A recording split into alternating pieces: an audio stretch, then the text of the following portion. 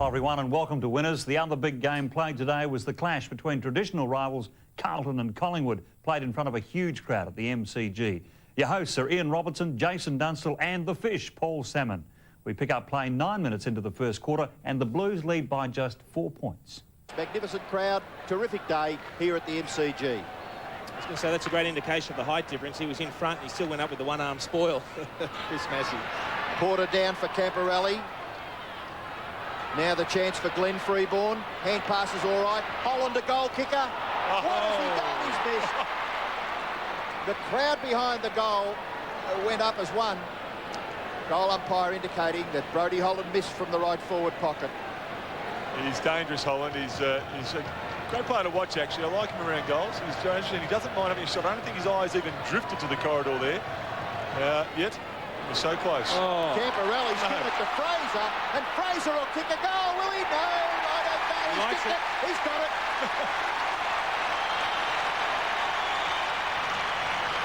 It's absolutely amazing. That's the third time Scott Camporelli has missed his target kicking out from goal. We said just a moment ago they're having a bit of trouble dealing with Collingwood's zone. They've set it up very well. They've got key tall marking types in all the important areas, and on that occasion you struggle to see why Camporelli was looking for Whitnell, because he was circled by 4 Collingwood players then. Lack of movement.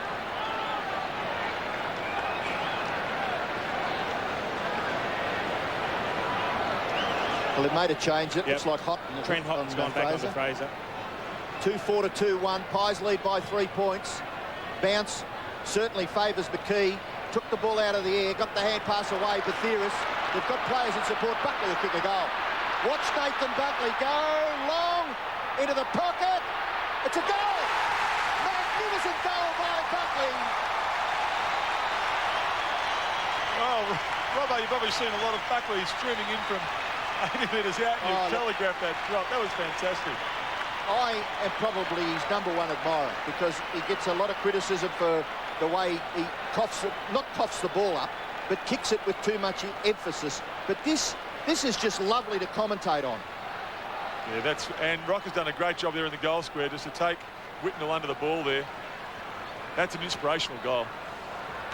Well, he started in magnificent fashion. 7 kicks, 1 hand pass and a goal. Porter, but McKay for the Blues towards half forward. Marcus dropped. Kick forward, looks like Favola, was it? He's got a goal.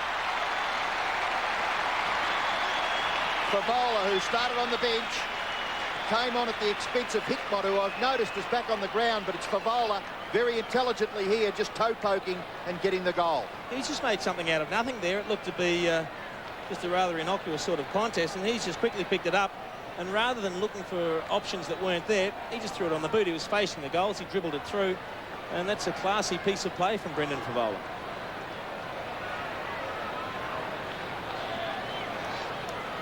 Well, we're 23 minutes into the term. I would say 16 or 17 minutes of that, the players were searching each other out, but it's just opened up a little in the last few minutes. 2 quick goals to the Maggies, then a quick answering goal to the Blues through Favola, and the margin is 3 points in favour of Collingwood. Well, McKee just didn't have his eyes on the ball there, made the approach on Porter and coughed up a free kick. Porter quickly to Camporelli, into the pocket. High flyer was Lacuria. Rice tried to catch him. The kick slews off the side. The mark will be taken by McKay. Looks to play on. Got it away. Fletcher. Handball into the pocket. Can't keep it in there, Dean Rice. Tarkin Lockyer for the Magpies. The boundary umpire will throw it in right half forward, right in front of the members here at the MCG. David Kernahan just in the background there on the interchange bench doing the running job for Wayne Britton. Ball spills out to Camporelli. Good kick across his left shoulder in towards half forward. O'Brien can't control it. Porter strong. Ratton knocked off the ball. O'Brien got the ball and held onto it. Bathiris goes back. Glenn Freeborn back to Bathiris. Bathiris to Fraser. Fraser short. Fletcher chops it and marks, but was Fraser dumped? He may have been dumped, and the kick is going down the ground. The mark was taken by Fletcher for the Blues, but the free kick will go to Tarrant for Collingwood. For the life of me, I can't believe why players don't understand when they're too late on the tackle, those disposed off balls. In the rocker direction. Big punch back towards the middle. Loney. Left foot shot at goal. Bounces away from Glenn Manton. And fortunately for Glenn Manton, when you do that, gee, the heart is in the mouth. Because Never the know, bounce, it might just get that bounce that goes up anything, and over your it? head, Robbo, Yes. and true for a goal. Score was a behind kick by Ryan Loney. So the Magpies 3-5-23. The lead Carlton 3-1-19. Short kick in has been marked by Glenn Manton. 4 minutes left in the term. Manton kicks the ball out towards the wing. Good mark taken by Porter. He looks like a man on a mission, and it is a big mission that he's confronted with. Away to Bradley. Bradley towards half forward. Mark taken by Richardson away from Koutafidis. Not really the kick that the forwards would have looked anxiously for. Licuria's kick. Spilt. Nick Davis, Fraser. Handball over the top of his head. Lockyer. Freeborn. Found a path. Glenn Freeborn has kicked a goal. Glenn Freeborn gets his first goal, and the Magpies get their fourth. Collingwood 4-5, Carlton 3.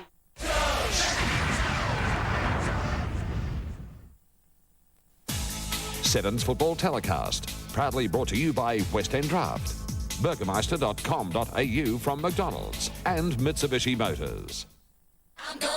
Tonight, the real moment of truth is here. Popstars live in concert. Starting at 6:30, a 1-hour special featuring an exclusive showcase performance by Scandalous. You be the judge as they perform a sample of their forthcoming album, Startin' Something. Plus, see special solo performances from your favourite Popstars finalists. Popstars live in concert, a special 1-hour final. Tonight on 7. Did you know that at Amy, if you've held a rating 1 for the last 3 years, you'll keep it for life? No matter what happens. Ooh, brace yourself for winter. You'll find everything you need at the lowest prices in the Bunnings Warehouse Get Ready for Winter catalogue. Plastic buckets, just 80 cents each. Seagrass doormats, 2 for $3. 4-litre sealing white, a low $29.98. Bowsaw, only $4.97. And cans of RP7, just 2 for $5. If you happen to find a cheaper price on a stocked item, we'll beat it by 10%. Bunnings Warehouse. Lowest prices are just the beginning. Forget the rain and leaves. At Rockers, it's the prices on a huge range of products that are falling in the Autumn Bargains catalogue. Check these out. Make your car look good and save $6 on a pair of Calais seat covers down to $17.50. Savings galore. Ideal for mum. Overlander waterproof picnic rug. Rockers price $19.95. The prices keep falling. Nylon car covers. All sizes a bargain at $34.90. Don't miss the huge savings in Rockers Autumn Bargains catalogue. I know I won't. Check the catalogue out now. Looking for a home loan? Then call Great Southern Loan, the oldest securitised home lender in Australia. Does your bank offer you a free redraw facility with a minimum of only $50, free rate fixing, a loan free of all monthly fees, great service, at a rate as good as this? Be converted and call Great Southern Loan to ask about our other free features on 1300 66 55 22. When you think electrical goods in South Australia, you think radio rentals. Why? Here's a couple of reasons. A Sony 68cm TV for just $13.99 save $290 or $12.30 weekly rental. Or a Fisher & Paykel clothes dryer for just $299 save $20 or $260 weekly rental. Be sure to put Radio Rentals on your shopping list. Rent or buy, it's your choice. Radio Rentals, they know their stuff. Let's have a quick look at McClay's sale. Jeffrey, what about this wool blend Burma at $49 a metre? Jeffrey, what about Scotchgard Plush, $45 a metre? Where is it? Keep up, Jeffrey. Look at these prices. 3 metre vinyl, $39 a metre. Why don't you stop throwing your weight around and get back to the Glen Osmond Road showroom? I love it when you're mad. We'll reinstate your rating 1. Rubbish. To find out if your insurance company is doing the best they can for you, No harm in checking though, is there? all you have to do is ring ours and compare. So the second quarter about to get underway. And Andrew McKay is in the middle again on Nathan Buckley. Well, we've got a very astute statistician working with us today who's a bit of a Carlton man, and he said if he shouldn't have been there from the start, he knows nothing about the caper. And he's been proven right, because the 3 times that they went for the ball at the end of the first term, McKay outpointed Buckley. Now, Ratton tried to get it away. O'Brien, Porter, good stuff by Porter. Buckley, Lockyer. Now Loney. Tried to get it off the left, but he's coughed it up. Bradley's hand pass. Did he mean to do that? Handball it to the opponent. It bounced off him, and Bradley got it back. Then the kick forward was marked by Nick Davis. Nick Davis, very wide. Blues, 2-on-2. Good mark taken by O'Brien. He's had a good year, O'Brien, already, hasn't he? Gets it a lot. Got past his opponent, which was Mansfield. Kicks into the pocket. Mark is taken back there by Whitnell. Whitnell looking for a player in a better position. On this occasion, it's Beaumont. He fumbled, then got the hand pass back to Camporelli. Camporelli sizes up and then delivers out wide. Fletcher is marked in front of his face. Sun streaming down on the MCG. Fletcher's kick should be and is marked by Hickmott. Well done. He's a lively player and very much a goal kicker as well. Kicks into half forward. Mark taken by Mansfield. Got a little bit too much space. Kick it towards full forward. No mark taken there by Favola. Taken away by Clement, who's doing very well for the Magpies. Clement's high ball into the middle. The ball spills to the back of the pack of 2 or 3 players. Fraser, Malloy, still Fraser. Oh, loose now men everywhere.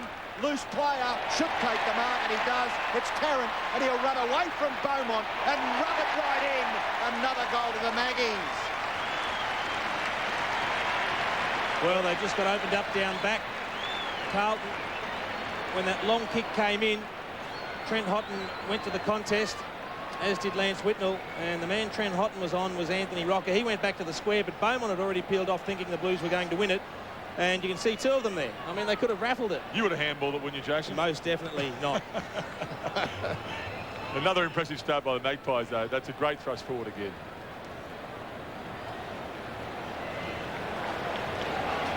Well, Tarrant, the goal kicker for Collingwood, first goal of the second term to the Maggies. They lead 5-7 to 4-1. The Blues had an opportunity to get it forward. Taken by McKee, Betheris, O'Brien running away from Bradley. Kicks in towards half forward, punched away by Whitnell. Clear for a throw-in. Bit of respect there to young Josh Fraser. Whitnell's gone to him, and they're persisting with the Whitnell at half-back line-up. He's dropping back as a loose man off this contest at the moment, but Fraser's proving a bit of a handful. Porter, advantaged by a very average boundary throw-in. Down to Ratton, over his shoulder. The ball spills. Bradley, ever alert, prepared to gather, kick into the pocket. Mark is taken by Lappin. Lappin's got to get a little bit of the football, and he's got to get a couple of goals. When the ball hits the ground, Favola was grabbed. Yep. Camporelli, little left foot kick. The ball's going to go back to where Favola was grabbed when he didn't have the ball. Now, he's done that very well, Brian Sheehan. He played the advantage. As soon as the kick wasn't going to hit the target, he pulled it up and went back to the original free kick. They give a first disposal option on the advantage, don't they, He did Jason? that very, very well on that occasion, he certainly did. I don't know if that's the general rule. general rule. So generally they do. They give the first option after the free kick, first disposal, see how it goes, and bring it back. Well, for mine, that's the way advantage should work. Yeah. I thought he did it very well, Brian Sheehan. Important kick here for Brendan Favola and the Blues. He's already kicked one from 50 metres. It's a long kick, but just drifting off to the right, and scores 1 behind. 1 goal, 1 to Favola since coming off the bench at about the 20-minute mark of the first quarter. Just asking Jason, at the MCG, having shots from outside 40, it usually gets pretty swirly low to the ground, doesn't it? Shooting for goal, do you used to sit it up, give it a bit of air, or try and place it through? I didn't have much choice, Paul. It just went up in the air anyway. Bit lucky there, Nick Davis. He was very lucky, ducking the head there. Well, he tried to get around Adrian Hickmott. Hickmott did very nicely, but the umpire saw it as an infringement, and Nick Davis took the free kick. Went out wide. Favola did well. Lappin slips over, got the hand pass back. Camporelli, little left foot kick into the middle. All right, Ratton is marked. Ratton, the leading player is Mansfield, who'll get it. Well, I saw him kick 5 or 6 goals for Geelong at Victoria Park one day, Michael Mansfield. He's bombed this into the square. Kudo! He's got it. Yes, no, he paid it. You believe that? 5 players hit the ground, and the ball is tidied up by Nick Davis. To Lockyer, nearly caught, got the handball away to Lucuria. Loves to run through the midfield, delivers beautifully, delivers with precision onto the chest of Tarrant. The exciting young Magpies of the year 2001. Good bar taken by Anthony Rocker. Well, and don't worry about him. He'll kick this ball the distance. And now all of a sudden you go back, you'd love to have a look at that decision with the mark for Koutafidis, because all of a sudden the ball's at the other end and it could be a 2-goal swing around. You can see Koutafidis backing back. That's a mark. Now, if he hasn't marked that and held it all the way down to the ground before it got knocked out, I'll go he. He cleaned up there, Jason, because to be overly critical possibly, but Mansfield's kick was way too high. Yep. Way too much air and put Koutafidis under way too much pressure, but geez, I tell you what, hard man not to pay that. It's his first touch, Anthony Rocker. 11 points the margin. He could stretch it to 17. He's a good kick, isn't he? He hasn't let you down, Robbo. Oh, he's a beautiful kick.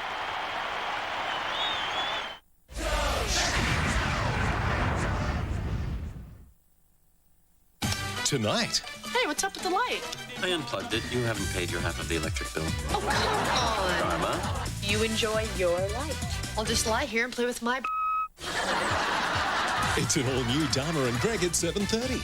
Then, at 8 o'clock, Oh my God, what's going on now? There's 4 of you. after 30 long years, What's going on? What's happening? Why is it talking to me? has Karen finally met her match? Honey, could you get that? An all-new Will and Grace, tonight at 8 on 7. Bach, Beethoven, Beetle, Bosch, Brunhilde, Brahms. Notice how everything good that comes from Germany starts with a B? Introducing Bürgermeister, McDonald's great new taste of German-style crumbed pork and fresh coleslaw on a long, home-styled bun. It's a beauty. If there's one thing the big crowds love about Truscott Hi-Fi, it's their low prices. TIAC 240-watt Hi-Fis, $100 off. Panasonic 6-head VCRs, $60 off. NEC 51cm Teletext TVs, save $26. Sharp DVD players, $200 off. And Philips 68cm stereo Teletext TVs, save $60. Truscott Hi-Fi, Adelaide's lowest prices with up to 24 months interest-free terms. Here's a great new sign for a warm, comfortable winter this year. Adelaide's specialist gas appliance stores, which give very special service and prices on all types of gas heating, log fires, inbuilt and console space heaters, natural gas and LPG, or expertly installed anywhere. It's Gas Appliances Plus, 4 convenient locations: Unley Road, Unley, Main South Road, Morford Vale, Brighton Road, Glenelg, and soon next to Harvey Norman, Noarlunga. Gas Appliances Plus, where it costs less to be seriously warm this winter. Clark Security will install a high-quality security system for just $99 and monitor it in Adelaide. Why pay up to $11 a week for interstate monitoring when Clark Security can do it right here for just $8 a week? Call Clark Security on 8352 3300. If you don't feel 100%, maybe you're not getting all the fresh food you need for a healthy diet. Centrum vitamin and mineral supplement can help. I use Centrum. So does the Australian Institute of Sport. Try Centrum, complete from A to Zinc. Do you feel 100%? Looking for a huge range of quality carpet at discounted prices or a total interior package? You'll find it all at Macleay's Glen Osmond Road. The latest carpet fashion. Discover vinyl, timber, cork and a wide range of fabrics and curtain styles. Our decorators will help you personalise your colour scheme. A single room or an entire house. Macleay's can develop your ideas and, where price counts, work to a budget. For more than just carpet. Play and sounds, 243 Glen Osmond Road. All kinds of people go to dine at Manny's. All kinds of people just like you and me. Millie does and Billy does and even Auntie Lily does. Mum and Dad and friends and family. So why do people go to dine at Manny's? All kinds of people just like you and me. We'll ask them and they'll tell you. Quality. Value. Every day's a feast at Manny's Fish Cafe. So come along and join the feast today. Mark Richardson has the football. 52 plays 25. Short kick, Nick Davis. 13th possession. Gee, they're composed, Robbo. They've got the ball in their hands. They're waiting for the right option to present itself. And Davis did on that occasion. Kick towards the centre wing. Oh! 4th in line. Couldn't take the mark, though. Taken here by Massey. Left foot kick is a bit of a mongrel punt kick into the pocket. Forwards love them, don't they? Nick Davis kicks, intercepted by Whitnell. Nearly gathered by Franchina. Can't break away. Hickmott missed his target, I would have thought. Now Lappin, Bradley, he's got to go in and do a Buckley. But he can't. He's prepared to give it to Camporelli. Camporelli now, well guarded. Can't get past. Handball over the top. Rice has got to do it. This was hard work. This was very hard work, but it's a goal, I think, isn't it? Pick it up. Poster. Gee, they are working overtime trying to get a goal, the Blues. And just to give you an example of the big tools we're talking about up forward for Collingwood, they've taken 8 marks and they're attacking 50. Carlton have only got the 3 to their credit, so they need to identify a few more marking options up forward. Just 3 behinds in this term to Carlton. The Magpies have kicked 3 goals, 3. Lockyer's short kick at the feet of O'Brien wasn't a great collect. Back to Lockyer. He goes short out wide. Hollander's mark. He's got a player further afield in Steinfort. Looked to give the hand pass one way, then went the other way. Nick Davis, handball Buckley, handball Clement. He's caught, got the handball away. Well played, Koutafidis. Back to Favola. Well, not Wasted really. opportunity. A modern-day AFL player probably should have done a little better there than Brendan Favola. Well, they had the 2-on-1. Whitnell and Franchina against Tark and Lockyer, and all that ball had to do was stay in, and they would have been in the box seat, the Blues. Just inside their forward 50, McKay handballs it, well, towards the half-forward area. Bradley over the top, Camporelli, go in. Can't, but he can escape the tackler. Now he might straighten up and kick a goal. Scott Camporelli! That's the goal they were searching for, and it's badly needed. Well, coach wins like that sometimes just to get the rewards. I mean, there's no doubting or questioning the endeavour of the Carlton players. They've just looked more rushed when they've had possession, but here in the clinches, 2 old heads, Bradley, great vision there. He's just impeccable vision in the thick of things in traffic.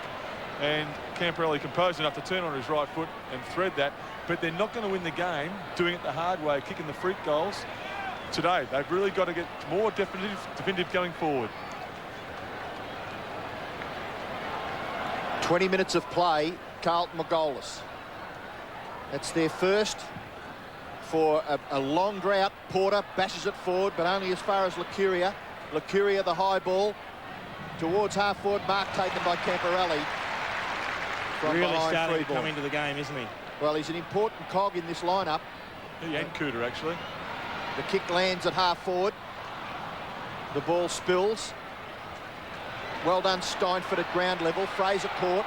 Handball in the direction of Nick Davis. Dispossessed. Hickmott. Handball. Ratton. Dispossessed. Didn't have the ball, according to the umpire. Maybe it's Hickmott who was pushed before the infringement against Ratton. He goes back to Houghton. Houghton high in the air. Koutafidis. He's on fire. That is an emphatic passage of play. Goes towards full foot. A mark here. Hume. He was left on his own. The Magpies have controlled probably, 12 minutes of play. Certainly controlled the last 12. The Blues get through and get a goal through Camporelli. They get one here, there's only 2 goals of difference. What about, taking into consideration, Jason, they've controlled the last 12 minutes of the first quarter as well, so they've been all over them. Yeah, and they haven't put Carlton away. That's the problem. What about the game Mark Porter's playing? He's unbelievable. Hume goes for goal. He's put it through. The Blues are back in business. That was a great finish, but Jason is dead right. This guy, Mark Porter's just grown in stature, and it sometimes takes an unfortunate situation. His stats are in 13 possessions, 6 marks. Look at this for Mark. He's come from 3 blocks away. Came late, didn't he? He's come from Richmond railway station. He's travelled down Hollow Street. But that is fantastic grab. His marking's been clean, but he's grown in stature as a consequence of Matthew Allenby now. Opportunity knocks, and he's grabbed it emphatically. Well, we speak about Mark Porter, and he just looks at times as if he's not sure of himself with his kicking ability. But that was a beautiful kick to Hume, who eventually capitalised. He's better over a distance, Robbo. He kicks it long quite well. Fair point. Buckley trying to break away. Fraser gets the handball away. Buckley the bounce, not too bad. Got it back. Lockyer. They've given away a little bit of ground. Lucuria. Little kick, very good, actually. I think he spotted Fraser, but that bounce is unbelievable, isn't it? That oval ball, back in goes Josh Fraser, and his second effort should be complimented. The bounce was terrible for the young man. Porter was there for the Blues, but Fraser locking it up for the Magpies. Look at this effort here. We see Josh just on a bad bounce there, and Porter coming through. One thing you like about his game, he's a steam train, isn't he? There's only one direction for Big Porter. 2 goals the margin in favour of Collingwood, 7-10 to 6-4. Buckley gathers, kicks it forward into the pocket. Awkward bounce at the feet there of Anthony Rocker.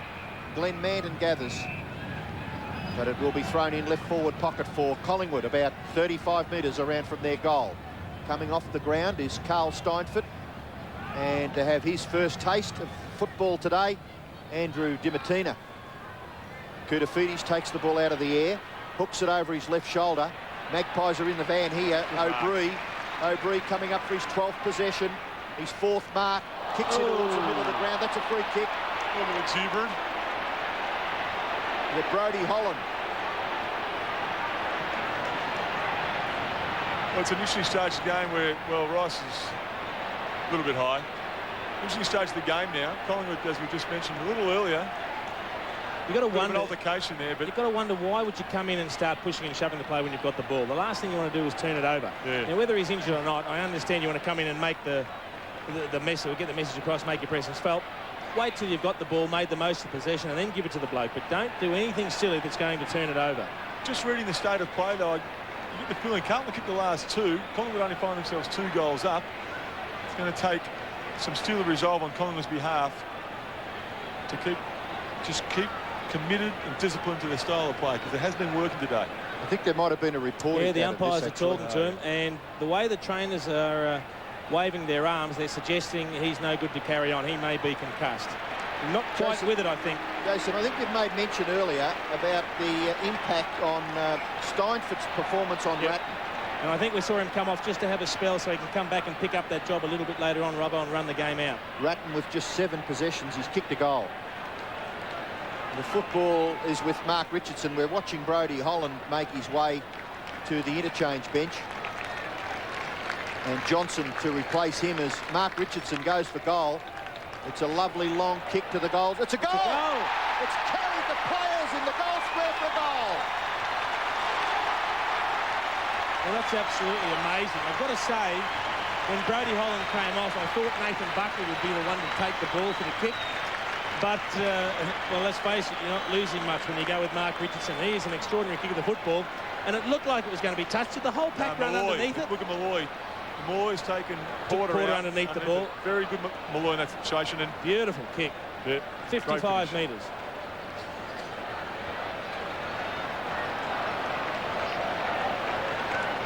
Three minutes left in the first half. Carlton getting back to within 12 points. That goal from Mark Richardson makes it 18. Porter, effectively O'Brien, gives away ground. Bathiris, Lacuria. Left foot kick by Lacuria is pretty good. Well done, Freeborn. Clement, he's a chance, Clement. No, he goes for Rocker. And why not? He was in a better position. He's right in front now, and he'll kick the distance with ease. Look, it's easy to say it after he's taken a few grabs, but as we see him lead out, it's a good grab. Glenn Manton's got his hands full. He gets a lot of tough jobs for the Carlton team. And this is another one. Rocker, when he's on song, feeling good about his football. Jason, he's a hard proposition. And I'll tell you the good thing about Anthony Rocker is he didn't have a touch in the first quarter, but he didn't drop his head. Yeah. He keeps leading. He keeps presenting himself. He keeps working. And now it's starting to turn for him. He's starting to take some marks, get the good passes, and kick the goals. Oh, what a kick. Oh, lovely. What a kick. It's a goal. He's third.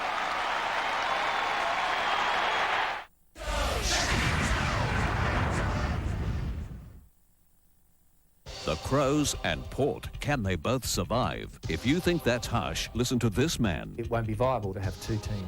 Soaring salaries could be the knockout punch. Why 2 teams in one town don't add up. The facts on 7 News. Did you know that at Amy, if you've held a rating 1 for the last 3 years, you'll keep it for life? No matter what happens.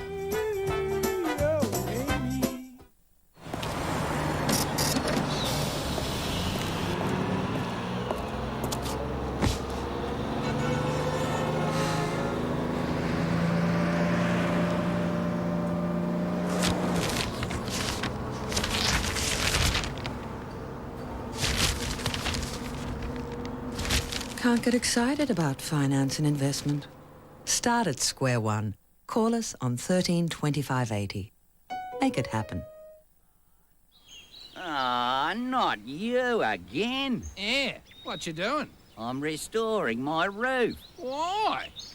Didn't you know Bromalco are offering 30% off roof restorations? 30% off roof restorations! Hey, look over there. New roof. Where? Ah! What's that? Scarecrow. You like it? 30% off roof restoration. Bromalco. Roofing so good even the birds can tell. Call 136 115. I'm back. It's on again. New shipments of household furniture and white goods have arrived at Evans & Clark Auctions. This is a huge disposal of government defence housing with over 1,000 lots to clear. Bidding starts from $10. Colonial dining suites, dryers, washing machines, fridges, lounge suites, all items will be sold separately. Everything must be sold. Buffets, large and small tall boys, bedside drawers, dressing tables, pine bookcases. That's right. Bidding starts from $10. Inspect Wednesday and bid for a bargain 10 a.m. Thursday at Evans & Clark Auctions. Now you can buy the cool Nokia 3310 for just $1 on B's $9 per month plan. You'll be on a quality network, plus we'll give you free voicemail. So call B now on 13 33 44 or visit our website and buy direct and save. Oh, look what Bob's doing to big brand prices. Oh, yeah! Australian all-rounders from just $69 and cruise attraction from just $59. Bob just won't be beaten. Bob Take it off and leave it off. Join Easy Slim now during May and enrolment is free. Now you can look trim, taut and terrific with a unique Easy Unit plan from Easy Slim. With Easy Slim, you'll prepare nutritionally balanced, delicious meals, find that exercise is fun and learn a positive approach to food and living, which gives you a real chance to lose weight. Enrolment is free during May. Phone for details of your nearest Easy Slim class. Take it off and leave it off. The Easy Slim way. On Today Tonight, Adelaide house cleaners caught on camera. Yeah, that's not on. Eating our food, nosing around and not locking up. Shouldn't be looking indoors or going through a magazine. Charging for 3 hours, leaving halfway through. Higher cleaners either clean. Monday. Did you know that if your car's insured with Amy, you can get up to 45% discount on our home and contents insurance?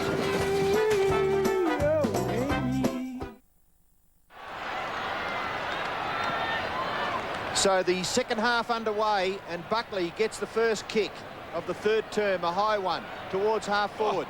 No mark taken, but it's gathered here by Glenn Freeborn. Looking to give it off.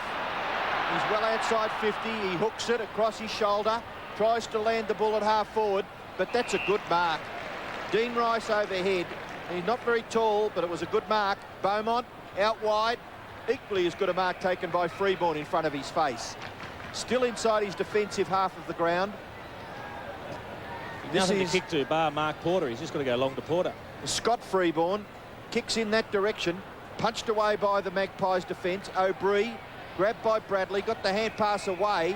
And Throw. Bradley, no, I think Bradley dumped O'Brien after he got rid of the ball. So O'Brien quickly on. Buckley, forward of the ball. Takes it and then kicks it in towards half forward, and the mark is taken here by Johnson in front of Rice. He's too far out to score, but this kick will put it within range for the Maggies. In the pocket, marking contest, the ball spills over for a throw-in right forward pocket for Collingwood. Credit where credit's due. Beaumont's done a pretty good job on Tarrant today. He's already done, as we look at the Carlton bench there, Peter Dean, a former champion, with words of wisdom probably for the guys coming off the ground. But Beaumont's doing a good job on Tarrant. He has just the 5 possessions and 1 goal, Chris Tarrant. The boundary throw-in the forward pocket. Malloy strong at the body. Massey and Johnson struggle for possession. The umpire will bounce about 35 metres out from the Collingwood goal. Gee, he gave Trent Houghton a great hip and shoulder in that contest there, Jared Malloy. Just lined him up and put him on the ground. Very important now here for the Blues. They just have to contain Collingwood in the early part of the third term. They've got to get some semblance of a score on the board themselves.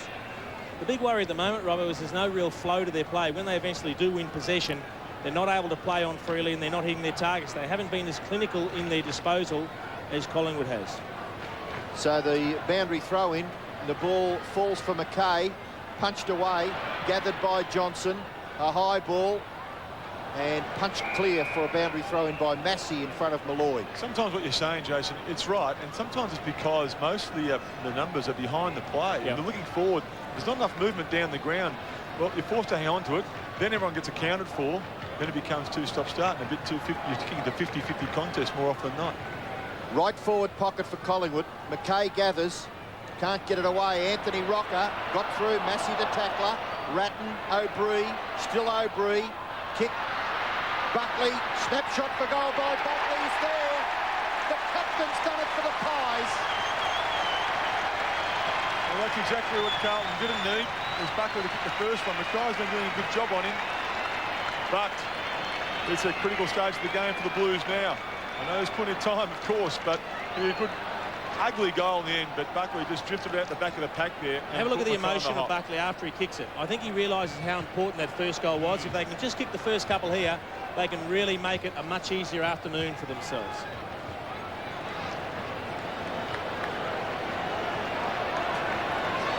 Koutoufides in at this centre bounce now. It's no good having him forward, Robbo, if the ball doesn't get there. Exactly. They just have to get a spark from somewhere, and they'll be looking for Anthony Koutoufides to do it. Buckley missed. Porter missed by Lacuria. He goes back. His second effort was all right. Koutoufides, O'Brien, the tackler. McKay towards full forward, and the mark is taken by Whitnell. And once again, our statistician has come to the fore. At half-time, the suggestion was that Whitnell has to go forward and Whitnell has to kick goals. Well, he's marked the ball about 30 metres out, and he really should convert from here. You can see, sorry, Josh, you can see what Wayne Britton's trying to do with his setup, but he's gone back to the tried and trusted. Koutoufides out of the middle. Well, it's amazing. The first time he goes in there, he's their best ever at winning it out of the centre. Absolutely. He gets the possession. McKay the quick kick forward, and Whitnell marks. Well, it's 29 points the margin, and Whitnell has missed. His first scorers are behind. Look, he's been a little bit out of touch. We expect so much from Lance Whitnell. He hasn't had the greatest season to this point in time, and hence starting on the half-back line today. And that wasn't Lance Whitnell shooting the goal. He's normally much more dangerous than that. Well, Ryan Loney tried to conjure up something there from the kick in, but he only got it as far as Porter. Porter's kick has been well marked by Ratton. Well, Carl Steinford, you can see him just in the background.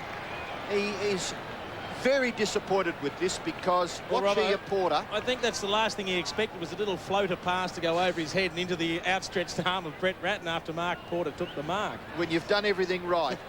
And this happens, and Ratton kicks his second goal. So the opportunity that went begging from Lance Whitnell's boot has gone to the trusty boot of Brett Ratton. A badly needed goal is the understatement. 7-6, plays 10-10, Collingwood lead. Speaking of trusty boots, here's one, Mark Porter's, and this is where the short pass came Trusty boot, look at this. Well, I'm not sure if it was what's already intended. I wouldn't be surprised if it was, because it was on. But Porter has already got the statistics of a man who's played a great game in the ruck for a full game. 10, 6 and 8 marks. Well, I think we've spoken about the players that have to have an impact if Carlton are to win this match. One of them has just kicked the goal, Ratton. Koutoufides was instrumental, and Whitnell has had a shot at goal. They'll go forward once again here. Awkward bouncing ball. Hume and Lacuria. The tackle by Bathiris was all right. He locked up the Carlton player fairly, according to the umpire, so it will be bounced. Just forward of centre wing. Now, there's a blood rule, is there? Darren, no, I think he's having a few words to say, and he's being told to calm down. A bit of a push and shove between Hume and Lacuria. So the umpire, there's Buckley and Andrew McKay. Buckley, a couple of goals against his name. Ball comes to McKay, he kicks it forward. Bit of a mongrel punt, bounces off to the right, away from Shane Wakeland, and out of bounds. Clement and Koutoufides. Well, the Collingwood fans have, they'd feel fairly satisfied. They haven't got a lead that they could be really happy with, but they do control this match. McKee just bumped out of it by Porter, kicked forward by Ratton, in towards the Whitnell area. Here's a chance for the Blues. Koutoufides through his grasp. He had it spent. He was looking around for options to chip it or handball it back to. Have a look at the head turn as he's going to pick it up. He's already looking what he's going to do with it. And unfortunately just lost track of the ball. And a terrific example there of a player keeping his feet, Koutafidis, and he nearly had the chance to perhaps grab the ball and manufacture something for Carlton. Here's a chance for Camporelli. Lappin must be a goal kicker in the second half if the Blues are to win. Kicks it in towards full forward. Right in that left forward pocket now. Freeborn grabbed his opponent, but he didn't have the football, so Lockyer will take the free kick for Collingwood. 22 points the margin in favour of Collingwood. 10-10 plays 7-6. Tarkin Lockyer will kick it out. He goes very short. Mark is taken by Wakelin. 100 games today for Shane Wakelin. Fantastic effort. He played 94 of those with the Saints, but since coming across, he's been, well, just what the doctor ordered, hasn't he, Absolutely. for Collingwood, a tall, responsible defender. Well done there by Tarrant to Bathiris. He's gathered it. Handballs it forward. Buckley to a one-on-one. Rice beaten for it. This is Johnson. Right foot kick by Johnson into the front of the goals. And the mark is taken by Lappin. The Blues can go down the ground. Surely the turnover will be costly. No, it's Collingwood. Loney will take the mark and Loney will have a shot for goal. So I'm curious as to why Craig Bradley didn't go for that mark. Then I wonder if he heard a call or if he thought it was going to a teammate. You could just see after he elected not to put the arms up for the ball, he then dropped his head thinking, oh, what have I done? Yeah, well, that's what we see it happen so often. When you're on the field, you get the call of mine, and instinctively you leave it. Beautiful kick by Loney. Magnificent kick, young fella.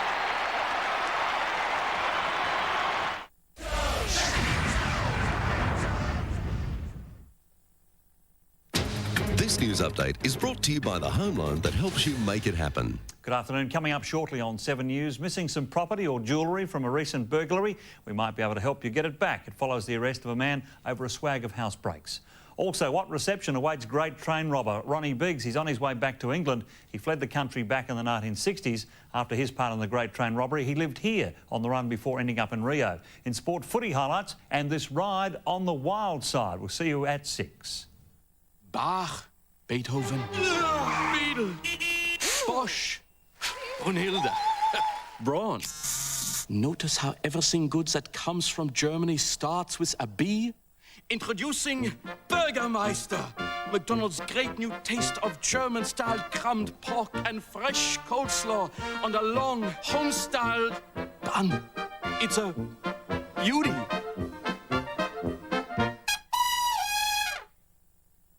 What's the biggest deal on trucks this year? Ford's tax-free trucks. You'll save thousands when your Ford dealer pays you the GST. Save up to $7,000 on Courier. And save up to $4,500 on Econovan. Plus big savings on Transit. Don't wait till July 1st for a tax break. Business buyers double your GST savings now on Australia's largest range of utes and vans with tax-free trucks. Only at your Ford dealer while stocks last.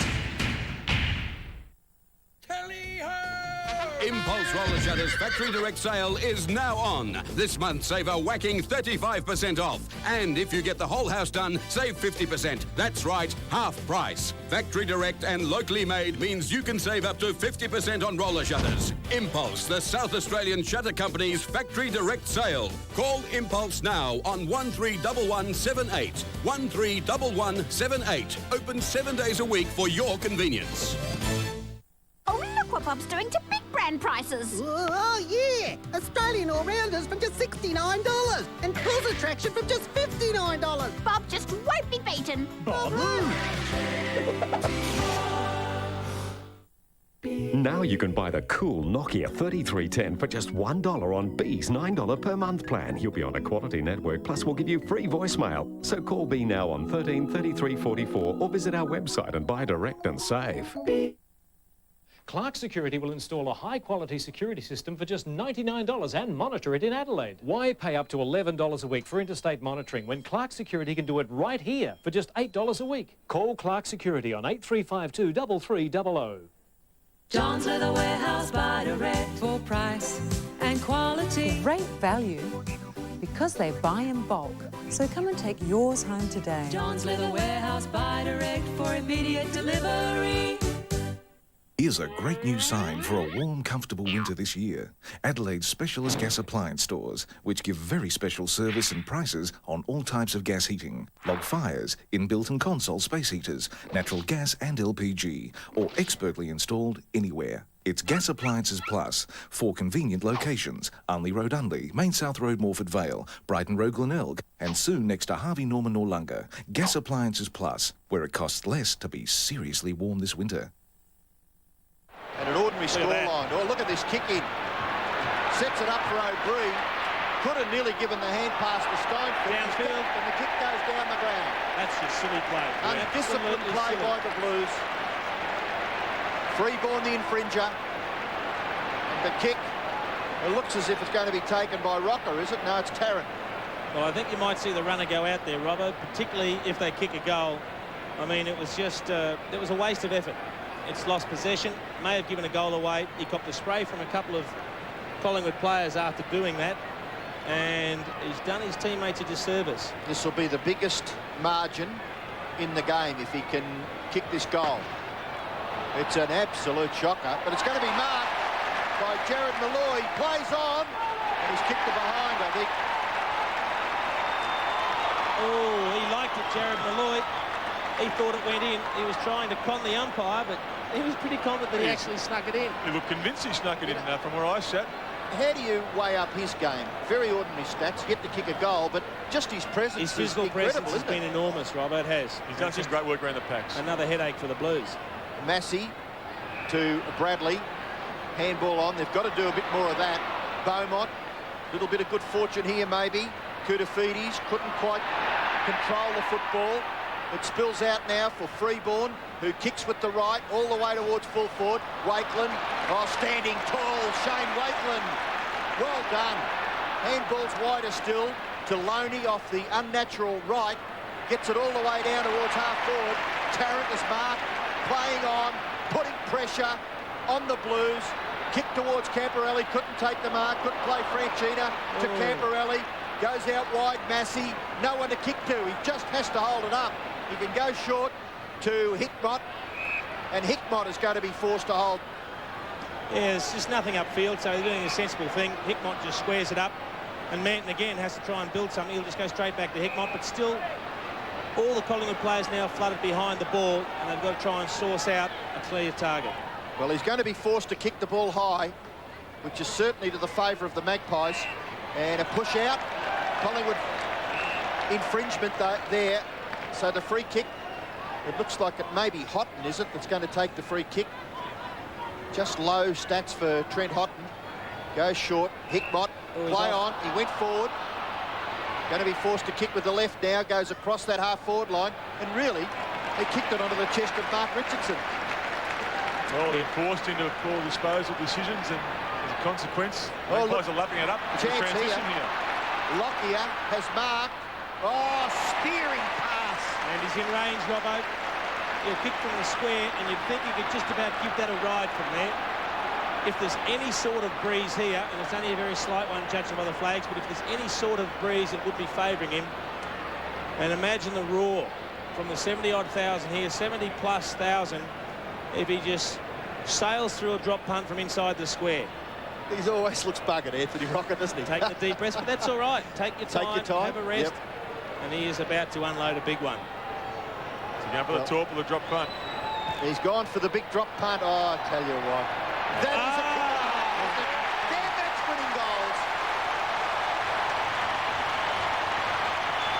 That is fantastic. That's a team with it. They hardly needed it because we're already 4 or 5 goals up. But, well, we look for the straw that broke the camel's back. Well, the difference is you have a couple of shots at the other end. Whitmore missed one. Yep. Camporelli hits the post. And then a bloke kicks one from inside the square. That's just rubbing salt into the wounds. That is a 70-metre drop punt. It's brilliant to watch. Exciting football.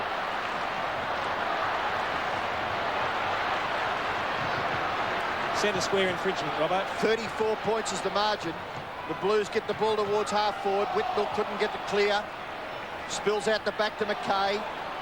Tried to get it to Plunkett, but gathered by McKee. Plunkett to run him down. He got caught. Umpire allowed play to go on. Houghton goes short. out wide, no mark. The tap-on was pretty good, though. Ratton to Camporelli. Camporelli around his body, beautiful. Hit Motta's mark. Inside the forward 50. Kicks the ball across goal. No mark taken. And in front of Tarkin Lockyer, the ball is over for a boundary throw in left forward pocket for the Blues. Again, what was Hickmott doing there? Was he having a shot? Was he trying to put it to the top of the goal square? Unfortunately, it was neither one or the other. The result is a boundary throw in, but there's still half a chance here. Koutafidis. Oh, O'Brien robbed him. Absolutely stolen. O'Brien still there over the top as Hughes. Oh, he's in trouble. Is he going to be penalised? No, the umpire's allowed play to go on. A shot at goal for the Blues came from Whitnell. It's a goal.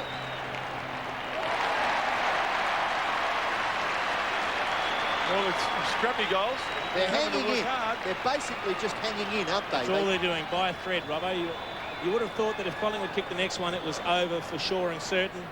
And you'd have to be a game man to back the Blues. He could have got pinged for that very easily. But in the end, Lance Whitnell just makes one out of nothing. And all of a sudden, they're just inside 5 goals. You don't know how it's going to happen, but at least they're close enough if they can get a bit of a run on. Got blokes down there now, Jason, that can create something out of nothing, though. I mean, Whitnell's, renowned for that. Very smart. Koutafidis pushing forward. Collingwood led by 23 points at half-time. They lead right now by 28. McKee, dispossessed. Got the chance again. Ratton. It's a disputed ball. O'Brien. There's a chance now. Buckley. One bounce. Kicks in towards full forward. Looks for Anthony Rocker and found him. Did you mind that kick? How would you boys I'll tell you right sitting now, in front of Nathan Buckley? Robbo, unfortunately, if you're sitting at home watching it on TV, you don't understand how good that kick was. Because Anthony Rocker went one way, he signalled with the arm the other way, and Buckley read it. Not only did he read it, he put it right on a 20-cent coin. Beautiful. I mean, you couldn't have placed it any better, could you? That is extraordinary. We just find that guy so often, and that's not by accident. It's like a needle in a haystack. He can pick him in traffic, and he picks a bloke out, what's his favourite side, and puts it there. Terrific look at what Anthony Rocker has in front of him, and he makes no mistake, he's kicked 5. And that's been the difference all day. The fact that Carlton have struggled to get their 8 goals, Collingwood have gone through with some pretty clean use of the ball to get a goal to answer it. They've matured so much as a team, and they've got much better control into their forward half. They've got the targets. Tarrant has been one in the previous weeks, not so much today, but Rocker's gone there. As Jason mentioned earlier, a quieter first quarter, but 5 goals since quarter time is an amazing effort and a great conversion, a great kick. 34 points the margin in favour of Collingwood. 6 minutes left in the third term. Brett Ratton, been patched up. Beautiful knockdown there by Porter. And the Blues go forward, but only as far as Clement. I've rated his game quite highly. I think he's been pretty good rebounding. Freeborn has the ball. He's on his own on centre wing. Kicks it in towards half forward. Not bad either. Not able to take it there was Anthony Rocker. He scrambles. Manton. Little hand pass all right, Bradley. Bradley goes back towards the wing. It's gathered here by Mansfield. He's run down from behind. You've got to be free kick. It must be free kick. He had 2 or 3 chances to get rid of it. Well, the Magpie Army supporters is going to lap this up if the trend continues. And justifiably so. They've seen some huge inroads made by their team so far this year. And, well, we've still got a lot of footy left. But they're playing a great brand of football. I think in racing terms, their form against Essendon justified a backup bet first appearance after that, because it was a terrific effort. They didn't get the points. Their coach said it was a good performance. You didn't get the 4 points, but against the trendsetter or the premiers from last year, their performance was first class, and they're carrying on their good form. Buckley into the forward pocket. The sun probably becoming a factor. Anthony Rocker kicks it, but it's taken away by Koutafidis. He kicks it out towards McKay, but it's Buckley over the top, being called to play on. Then effectively gets it in towards the forward 50. Chance for Freeborn. Can he break away? He's caught with the ball. The Blues will come away from their half-back line. Porter out wide. Ratton has just come back onto the ground. He was being attended to by the medical staff. Lappin is making position, but Licuria's got him very quickly. No one really loose for the Blues. Goes short to McKay. 89 plays 55. McKay goes across the middle of the ground. The mark is taken by Beaumont.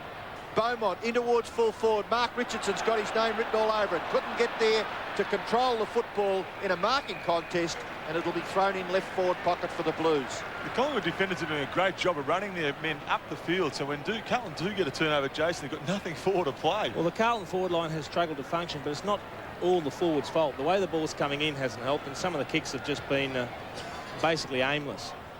Lappin over the top. Couldn't take the ball with him. Mansfield creates a chance for Lappin. Well done by Loney. Very well done. Should be penalised, the player with the ball, and is. You better give it up. Why wouldn't Matthew Lappin have tried to kick the ball off the ground then when the ball spilled into the goal square? Well, I think he might have got an ordinary bounce and it bounced away from goals, but in the end, he had to try and do it. He could have tried to knock it out to Lance Whitnell. Even if he stopped propped and got his body behind the ball between him and Loney, might have been in the back. Draw something. Here is Camporelli, deep at half forward. Kicks in towards the... Oh, terrific strong mark.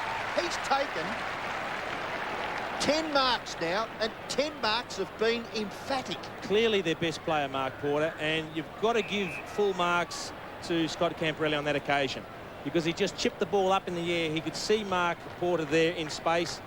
He chipped it up and gave him a chance to take the mark. Yet to kick a goal. So I was just going to say, let's see how he goes. He's kicked pretty well today. I mean, I think his efficiency rating would be right up there. I mean, he has an awkward style. Well, we'll watch. And the Blues supporters should be pleased with that. It's a goal to Carlton.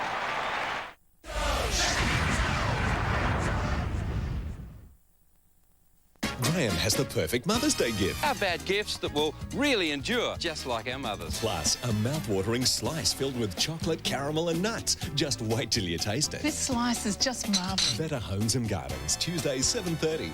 Then at 8 o'clock. Feeling like doing something different on your next holiday? 2 magical mountain retreats to escape from it all. One in New Zealand and one in Tasmania. A one-off kind of experience? The Great Outdoors, Tuesday at 8 on 7. Okay, who wants to go on a holiday? Get your bids in right now. Do I hear 200? Do I hear 250? Do I hear more? Do I hear more? Going once, going twice.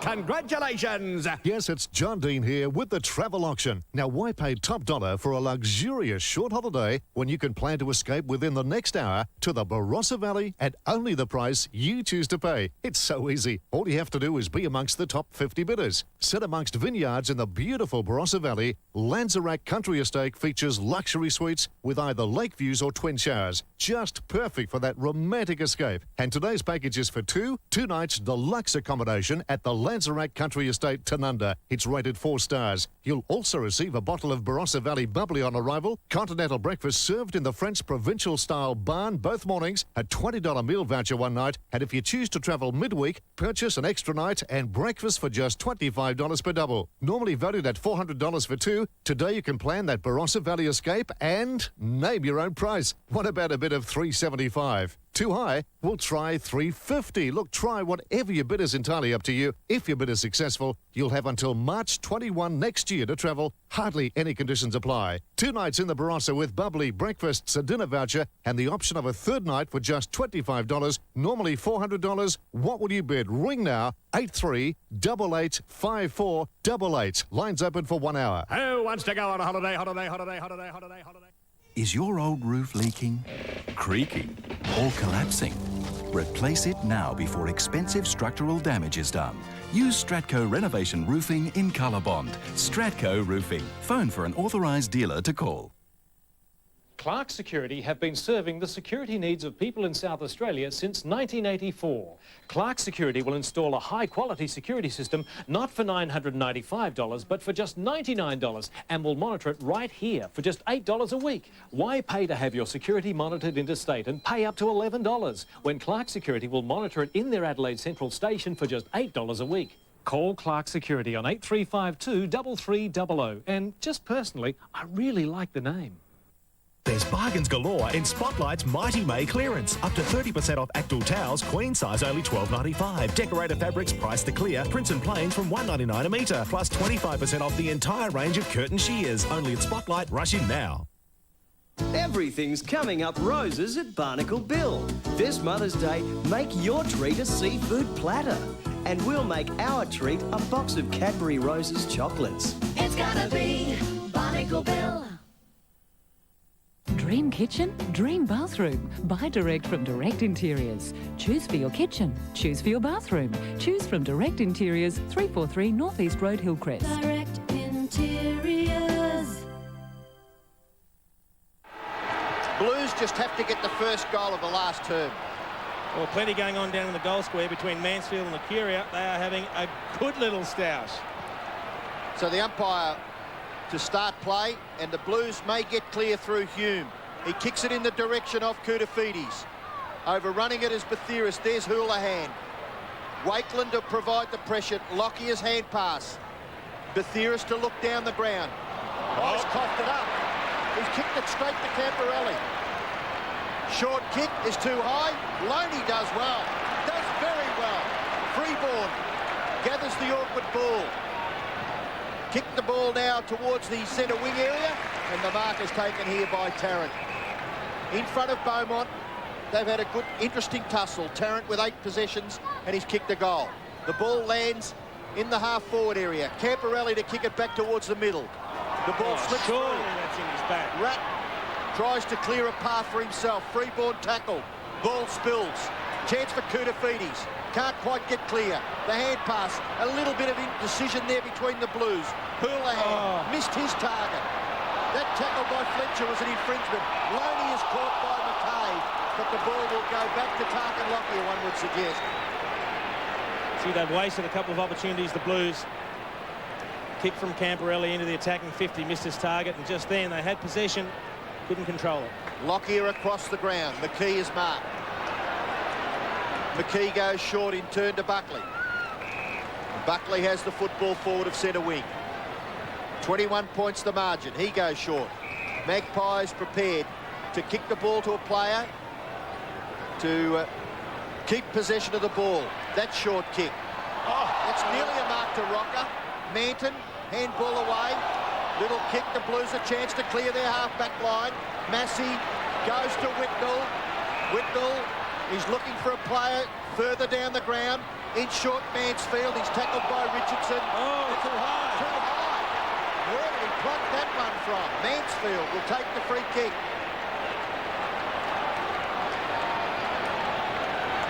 Everyone at this ground recognises the importance of the first goal of the last quarter. McKee is caught with the ball. Super tackle. Dropped it. Hickbot has it. Lockyer. Kicked by Houlihan's a goal.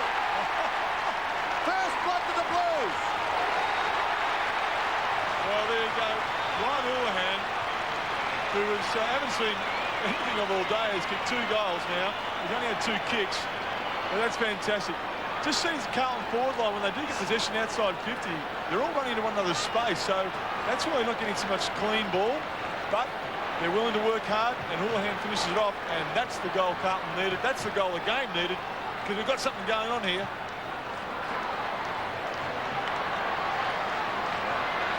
Don't you worry about this, folks. This game's far from over. 17.5 minutes left. 15 points the margin, and the Blues get it forward at the centre bounce. Buckley prepared to hand pass it off to Steinfort. Steinfort now kicks it out wide. Marking contest. Ball hits the ground. That could have nearly been a Collingwood free kick. Camporelli into the middle. Koutafidis has got it. He can go wide to Massey. Massey running beautifully. Gathers the ball. Kicks it forward inside the forward 50 for the Blues. They need a mark. They need a crummer. They've got the crummer. It was Ratton. Out wide Franchina. This player has had an impact. Adrian Hickman goes for goal. He can bring it back to there. He's missed it. Oh, no. Missed it. He's missed it. It's 14 points the margin. You can see the crowd, the wave. I mean, the Collingwood supporters are going crazy when it's going forward. Then the Carlton supporters lit up. He did everything right. Yep. He just missed the goal. It would have brought the grandstand down. Well, Ryan Loney and Paul Lucuria combining. Lucuria with the football in the left back pocket. Nobody will leave this ground, you wouldn't think. This is going to go right down to the final siren. Opportunity there for Buckley. Got the hand pass away. Awkward ball. Back towards the middle. Koutafidis beaten for it. Steinfort Mark Richardson run down. Down he went, got the handball away. Brodie Holland, in turn Freeborn. Magpies go forward. Freeborn looked to give the hand pass off. Still Freeborn. He outran Koutafidis and then kicked it out on the full. Well, that would have been a contender for goal of the year if he had kicked that one. He just kept stalling them off, bouncing down the side. He drew Koutafidis, feigned to go inside. If he could have finished, it would have been a wonderful answer for the Pies. But unfortunately, I think the effort took its toll with the kick. Sometimes a ball carrier running that aggressively and that long with it can really throw the forward line out. I think Rocco had chances there. And guy that sort of 4 and wide will kick it long to him. But good mark by Koutafidis there. Porter was trying to make the ball his, but Koutafidis took the mark and then kicks it out wide. Mark is taken by Hume, provided the lead. He was honoured by the kick. Could go short to Franchina, but decides to kick it long in the direction of Whitnall. He can't take the mark. The ball spills to the back. Now the race is on, and Hickmott is there again. Adrian Hickmott, short Great kick is pass. good. Be careful, Pies. Be disciplined. Don't give 50 metres away. Don't give away silly free kicks. This game's still to be won. What about the skill of Adrian Hickmott? Swooped on the loose ball, and with the left boot, he just pinpointed the pass into Michael Mansfield. A superb effort. And he's already had 3 possessions early on in this quarter. Hickmott looking very dangerous. We're watching Michael Mansfield. Can he kick a goal? Can he kick a goal and bring the margin back to 8 points? Oh, shot! And Lucuria having a few choice words to say to him too. Okay, what happened there, Jason? What happened with his kicking style? That was a terrible kick by Mansfield. Well, a lot of pressure on the players at the moment, and sometimes under pressure you can just fold it. You don't have to miss by much to skew the ball off the outside of the boot. And every kick now is crucial, particularly for the Blues, because sometimes they've got to you can sniff. relax They've too got to much, sniff. can't you? Yep. When the pressure's on, you tell yourself, I'm just going to settle it down here, relax, do what I do normally, and it's only a percentage. Small margin of error. Koutafidis. Camporelli had it spent. Lucuria, McKay, can't break the tackle. You're gone, Andrew. You are gone, and Shane O'Brien, you are to be congratulated. What about the wonderful tackle? What about the free kick to Scott Camporelli after he got rid of the ball? I thought he was a bit stiff. O'Brien decides to go to the far side. Richardson is lurking. Richardson is lurking. Getting back was Hickmott. He's played a sensational 4 minutes. The tap on. Richardson is still there. Knocks it out clear. It spills to Loney. Indecision between the 2 Collingwood boys. Lockyer now to help out Loney. Lockyer goes to Buckley. The captain, Nathan Buckley, 26 possessions. Couple of goals against his name. He'll kick the ball into the forward 50 for the Pies. No mark at the back to Fraser. Over the top was Johnson. Trying to take it away was Massey. Gathered by Tarrant. Handball. Little kick by McKee into the goal square. It might bounce through. It will, but it'll be hurried through by Andrew Dimartina for a rush behind.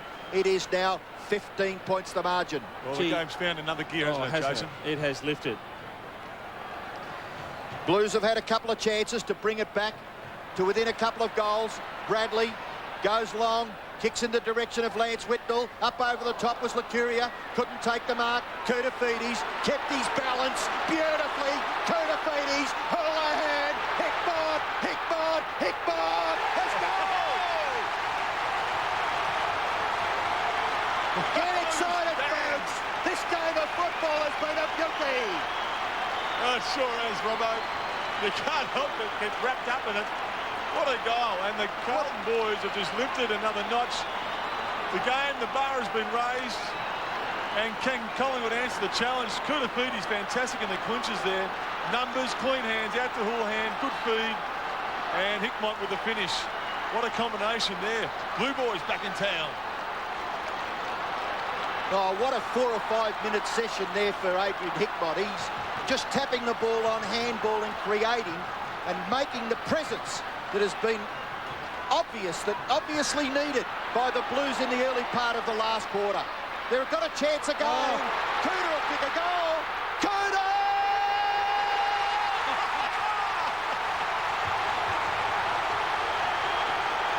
Ladies and gentlemen, you're witnessing Australian football at its greatest. Well, I'll tell you what, we made mention of it a little bit earlier on. The Blues hadn't played well, but they stayed close enough. Collingwood didn't put them away. They had so much play in the first 3 quarters, the Pies. This game should have been well and truly over. And we said at the start of this quarter they needed to lift, they needed to find something, and they have. Hickmont's had half a dozen possessions already. Kudafidi's coming into the game, and listen to the crowd getting involved. Ryan Houlihan with a good feed out to Kuda. It is on for young and old now. And this man, Mark Porter, out of the middle, Jason, is doing the job for the Blues today. He's destroyed the Pies. He's up over the top again. He's up over the top. Can they get hold of the ball at ground level? In underneath there, it looked like it might have been Mansfield. Couldn't break through. And the Pies hold up that surge from the Blues. It's gone forward from the centre bounce. It's at the forward end of the square favouring Carlton. And Collingwood lead by 3 points, 73,500 fans, and not one of them have left here today. Well, they're not going anywhere, Robbo. They've got their money's worth, that's for sure. Still plenty of time left. Could still be a healthy margin. What about Porter? To Freeborn, and it's a goal. This kick by Whitnall could give the Blues the lead. And they look like lost souls for a large part of this game. And have a look at that. Teammates, about 15 of them for the Blues, ran and congratulated Mark Porter. He has played one of the great ruckman's games here. 20 possessions, 9 marks, a dozen hit-outs, a goal, and now he's even winning his own tap-outs and delivering the ball. Whitnall to give Carlton the lead. Lance Whitnall has put the three for goal. They have not led this game since the 15-minute mark of the first quarter. Well, what can you say? There is an injustice about Australian rules football sometimes, a total injustice. And today, to this point in time, the injustice against Collingwood, because as Jason's pointed out on a number of occasions, they've had their chances and they haven't been able to do the job to put Carlton away a lot sooner than they have. Carlton have come back. Can Collingwood answer the challenge now? Certainly in their lap. Well, I might test you boys' ability to do the ball by ball, because I'm going all the way and I might lose my voice, because this is a sensational finish. This is just what we were looking for, I'm sure. Collingwood supporters maybe not, but certainly for football in general. Hume gets the ball down. Free kick. Ratton has kicked the ball forward, but it's going Collingwood's way. It's against Hume. It was on between Hume and Lecure. Brody Holland, sorry, yep. Well, I didn't see what happened. Back. The umpire furthest from the play was the one that actually paid the free kick. There's a bit going on behind play. Well, important that these disciplines now of every player on the ground are controlled. Brody Holland to kick Collingwood inside their forward 50. The mark has been taken by Manton. He plays on to Beaumont. Beaumont, a good kick. He's waited it. Massey probably could have made it, but not able to take the mark, and harassed by Holland forces a boundary throw in. Now, Robbo, I saw the Pies here 2 or 3 weeks back. They came back against Richmond, but then Richmond kicked away again in a close one. This time it's the opposite situation. The Blues are back against them. Can they answer? Well, there's a chance here for it gathered by O'Brien to Buckley. Buckley along the line. Oh, the kick was a beauty, but it was too good for Tarrant. Tarrant handball to O'Brien. O'Brien handball. Chance for Freeborn. Little kick has been touched off the boot, I would have thought. No, to Mark. To Lockyer, right in front, only 40 metres out. Well, Tarkin Lockyer, his first chance he's had today to convert the Magpies. He kicked 3 last week against Essendon. And, well, a bit of composure there has seen the Collingwood with a chance to go back in front. But it's a centre bounce mix-up that Wayne Britton's thrown in there at three-quarter time for the last quarter. Freeborn, Hume, Koutafidis and Porter broken the game open. But, well, here's a bit of pressure from the young fella. He's a very good kick.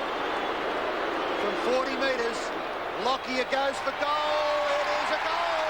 Collingwood back in front.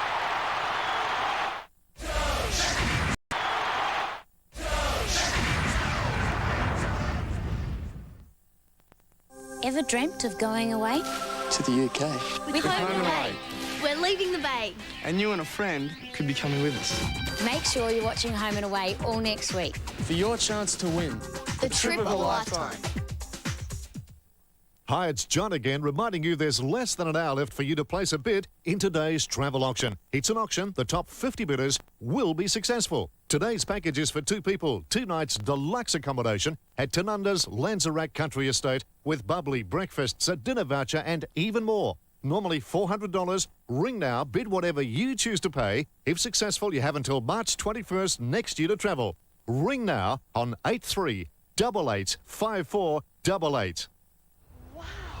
People travel from all over the world to see the outback. Fortunately, we have it on our very own doorstep. The Stratco Outback. A veranda, carport, patio and pergola system with exclusive design features and a brilliant high-gloss colour bond finish. The Stratco Outback is unique and affordable, and you need travel no further than Stratco or an authorised dealer. Vincent Ronaldo and his partners of Adelaide's 8 hair machine salons are at the cutting edge of hair design. Vincent explains hair machine success. First, you've got to choose the right people. Then you've got to give them the right training, because you can't have one without the other. If a client feels good when they walk out the door, feels happy, that's the key. At Hair Machine, we are designed for accomplishment and engineered for success. Hair Machine, Australian Salon of the Year. There's bargains galore in Spotlight's Mighty May clearance. Wiltshire 3-piece cook set priced to clear at only $39.95. My new room plain dyed sheets from only $7.99 each, plus a huge 40% off Actal printed bed linen. Only at Spotlight. Race in now. John's Leather Warehouse by Direct for price and quality. John's Leather Warehouse by Direct for immediate delivery. Compare the value. How can they do it? Because they buy in bulk. And here's a tip. Now there's a world shortage of leather. The time to buy is now. The choice is yours, it's on display, and you can take it home today. John's Leather Warehouse by Direct for immediate delivery. Deciding on a roof for your new home can weigh you down because tiled roofs aren't all they're cracked up to be. Stratco High Fashion Roofing in Colour Bond lifts the weight off your roof and allows greater design, flexibility and economy. Stratco Roofing. Insist on it. Sevens Football Telecast, proudly brought to you by West End Draft, burgermeister.com.au from McDonald's and Mitsubishi Motors. 7.5 minutes left. Buckley goes across the ground. Hickbotter's there, but the mark is taken by Nick Davis. Nick Davis runs away from half-back. Kicks it to Wakeland. The bounce is all important for Bowler, but Wakeland gets his kick away. In towards full forward. The mark is taken by Rocker in front of Manton. Well, hats off to Anthony Rocker, because he's presented himself time and time again to teammates running downfield, and that's a great low mark. He's such a big man. And the way he's been kicking today, well, the odds on to kick this, that's for sure. He hasn't dominated. What he has done, he's been incredibly efficient when the ball has come into his area. I mean, he's had the 9 kicks and 7 marks. So this will be his 10th kick, but he's kicked 5 goals, 1. What he's doing is he's turning all his possessions into gold, and he could be the match winner. If he kicks this, he'll go a long way towards saying it up for the Pies. Shane Wakeland good in his preparedness to run down the ground and create this opportunity for Anthony Rocker. Talk about pressure kicks. This is one. Well, he can make it 9 or he can make it 4. I think he's only made it... Oh, dear. He's only made it to 4. 97 plays 93. The Blues still within a kick of the Pies. Funny when the pressure is really on, when the heat is really on in the kitchen. It just forces players to tighten up ever so slightly. But it's a game of percentages. Well, that short kick-in was quite ineffective from a Carlton point of view. They've had problems all day kicking out from the behinds, Carlton. So boundary throw in about 40 metres around from the Collingwood goal. Pushed out there. Now there's a chance for Scott Freeborn. Porter. Hume. Now Houghton. Handball wide. Bradley loves to run. Tried to back himself. Well done, Lacuria. Terrific play by Lacuria. Buckley's with a left foot kick. There's still a chance. Coughed it up. But Brody Holland. Left foot kick's all right. Mark has taken it on by Anthony Rocker. He'll kick this on shore. Gee, again, a couple of errors under pressure. And a couple of them from key players. Craig Bradley, he tried to fashion something in a very dangerous situation in the middle. Then the quick little kick around the corner from Buckley went to Darren Hume. He missed what should have been a simple chest mark. Just got caught turning around, off balance. And now Anthony Rocker has a chance to atone for his mistake a moment ago. One word that doesn't really apply in these sorts of situations is finesse. Yes. And you can't play the percentages. Exactly right. And look, he's further out. He'll probably kick it. Anthony Rocker going for goal number 6. He's done it. He's got it.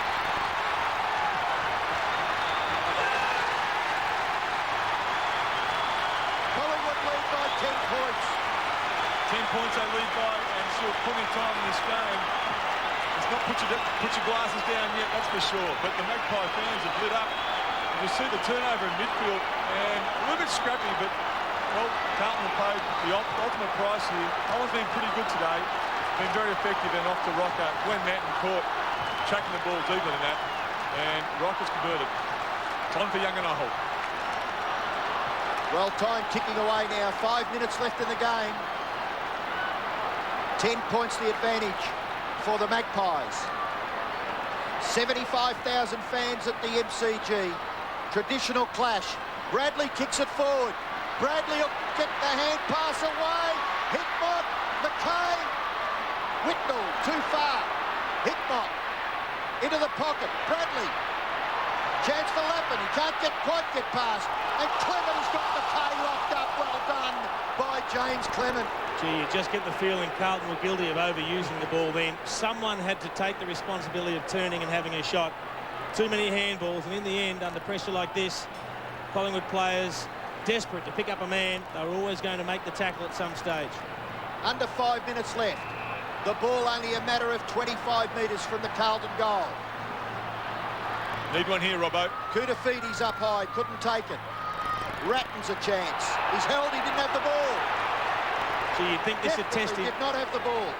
I don't know if Brett Ratton would be able to kick it from just outside 50 on that sort of angle. He's a wonderfully skilled player. Looking for the pass. Short. Oh! Lappin in over the top of Fraser.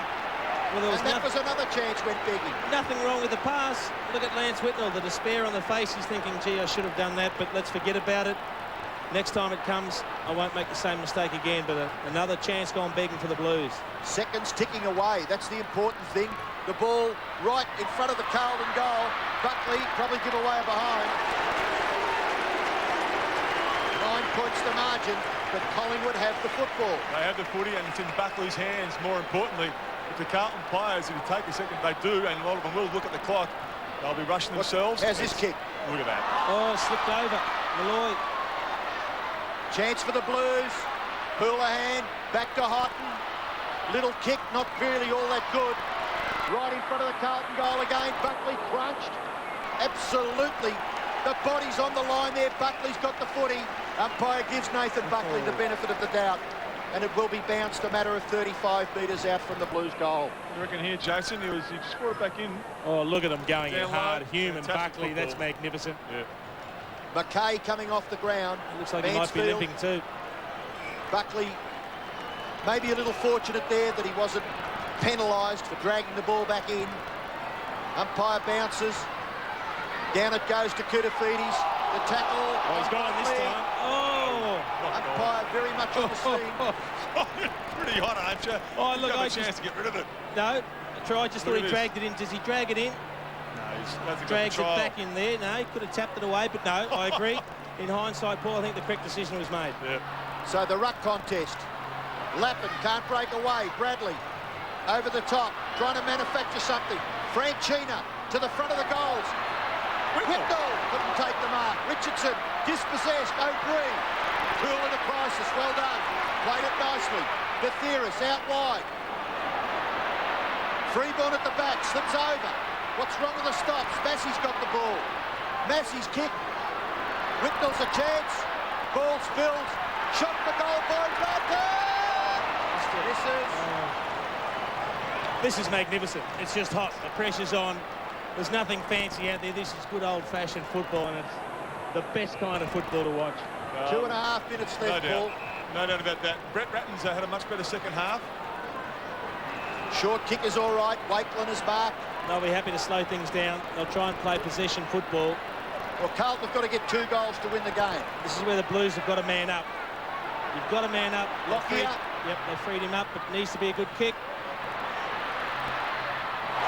Good mark. Great mark away from Favola. Very important that they retain possession of the ball.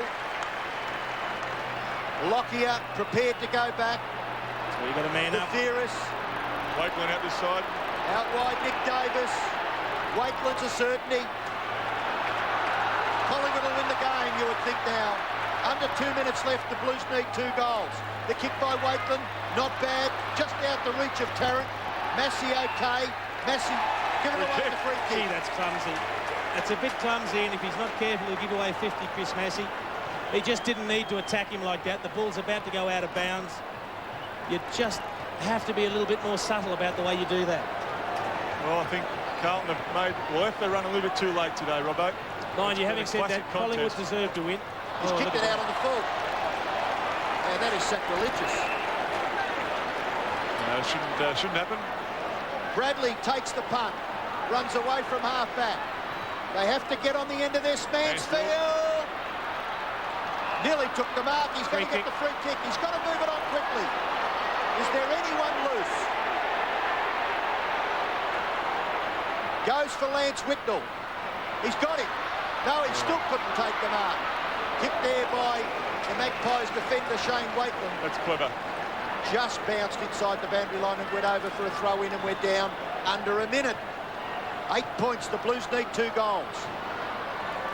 Porter. Here's a chance. Whitnell from the pocket. Lobs it to the front of the goals. Holland couldn't take it for Bowler. A mad scramble in the forward pocket. And the ball is hurried over. The Collingwood fans would be pretty happy with that. Boy, it's edge-of-your-seat stuff, isn't it? Well, that was Brody Holland again. Attack on the ball and Caval, but forcing it over the line. He's just done very well in that area today. Need a goal here. Plunkett. Little snap kick. Lucuria has taken the mark. That'll do it. 8 points the margin.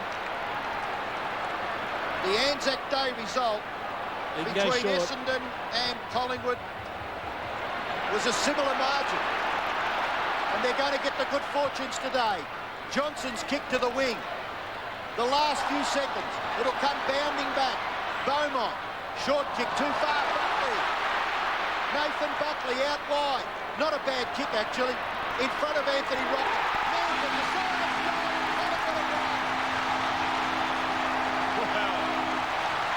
What a day.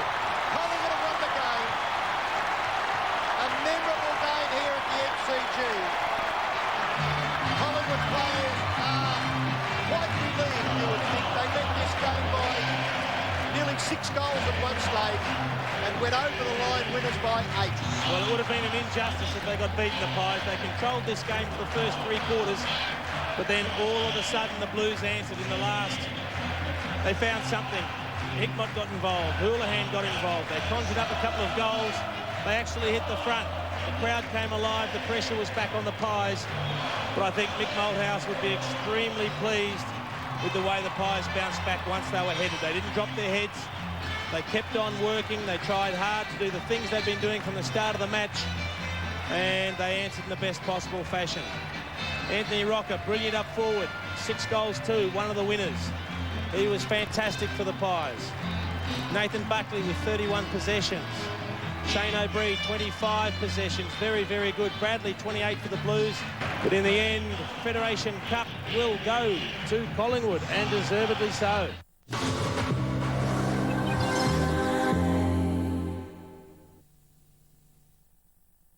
Sevens Football Telecast is proudly brought to you by Amy. Lucky if you're with Amy. And Bunnings Warehouse, where lowest prices are just the beginning.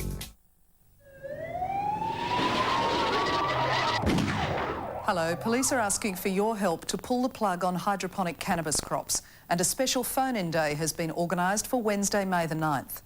The latest statistics show that 45% of young South Australians have smoked marijuana in the last year. That's 10% above the national average. It would appear that up to half of the population believes it's legal to smoke, possess or grow small amounts of cannabis. The reality is, and the facts are, that cannabis is an illegal drug. Police say the recent increase in hydroponic crops has produced a spate of home invasions. People may see people coming and going from a particular premises or location or house. They may have observed cannabis plants growing. They may have heard talk in the neighbourhood. Any information at all we'd be interested to hear about. The Bank SA Crime Stoppers number to call is 1800 333 000.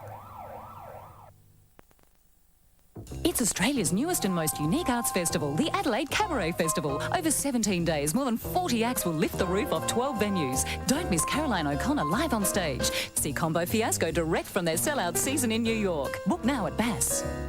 Why does it always rain on me? Super ballads. 36 super tracks from the world's biggest superstars, including Whitney Houston, Celine Dion, John Farnham, Tom Jones, Mariah Carey and Ronan Keating. When you say nothing at There's Ricky Martin, Natalie Imbruglia, Elton John, Anastasia and many more. There's never been a collection of superstars like Super Ballads. We're a friendly bunch in Australia. Take Narelle, Tanya and Fiona. They love to have a chat. To log every single comment. But how can they if they're miles apart? With AOL's Instant Messenger, they can see when they're all online and then catch up online instantly.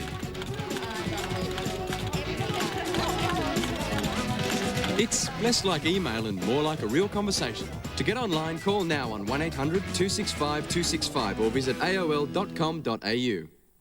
Massive May sellout now on at Better Electrical. Purchase any Breville Mother's Day gift And you could win this gorgeous gold bracelet, plus a chance to win one of 5 diamond rings valued at over $11,000 each. Best price, best service guaranteed. On Today Tonight, Adelaide house cleaners caught on camera. Yeah, that's not on. Eating our food, nosing around and not locking up. Shouldn't be looking in drawers or go through magazines. Charging for 3 hours, leaving halfway through. Higher clean is either clean. Monday. Channel 7 now brings you the dividend.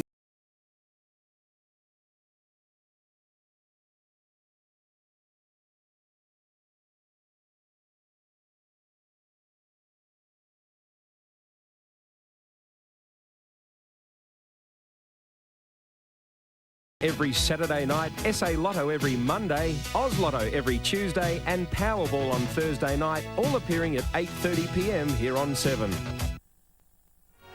Glenn Close stars with Kate Blanchett in the powerful premiere movie based on a true story, Paradise Road, tonight on 7, number 1 in Adelaide.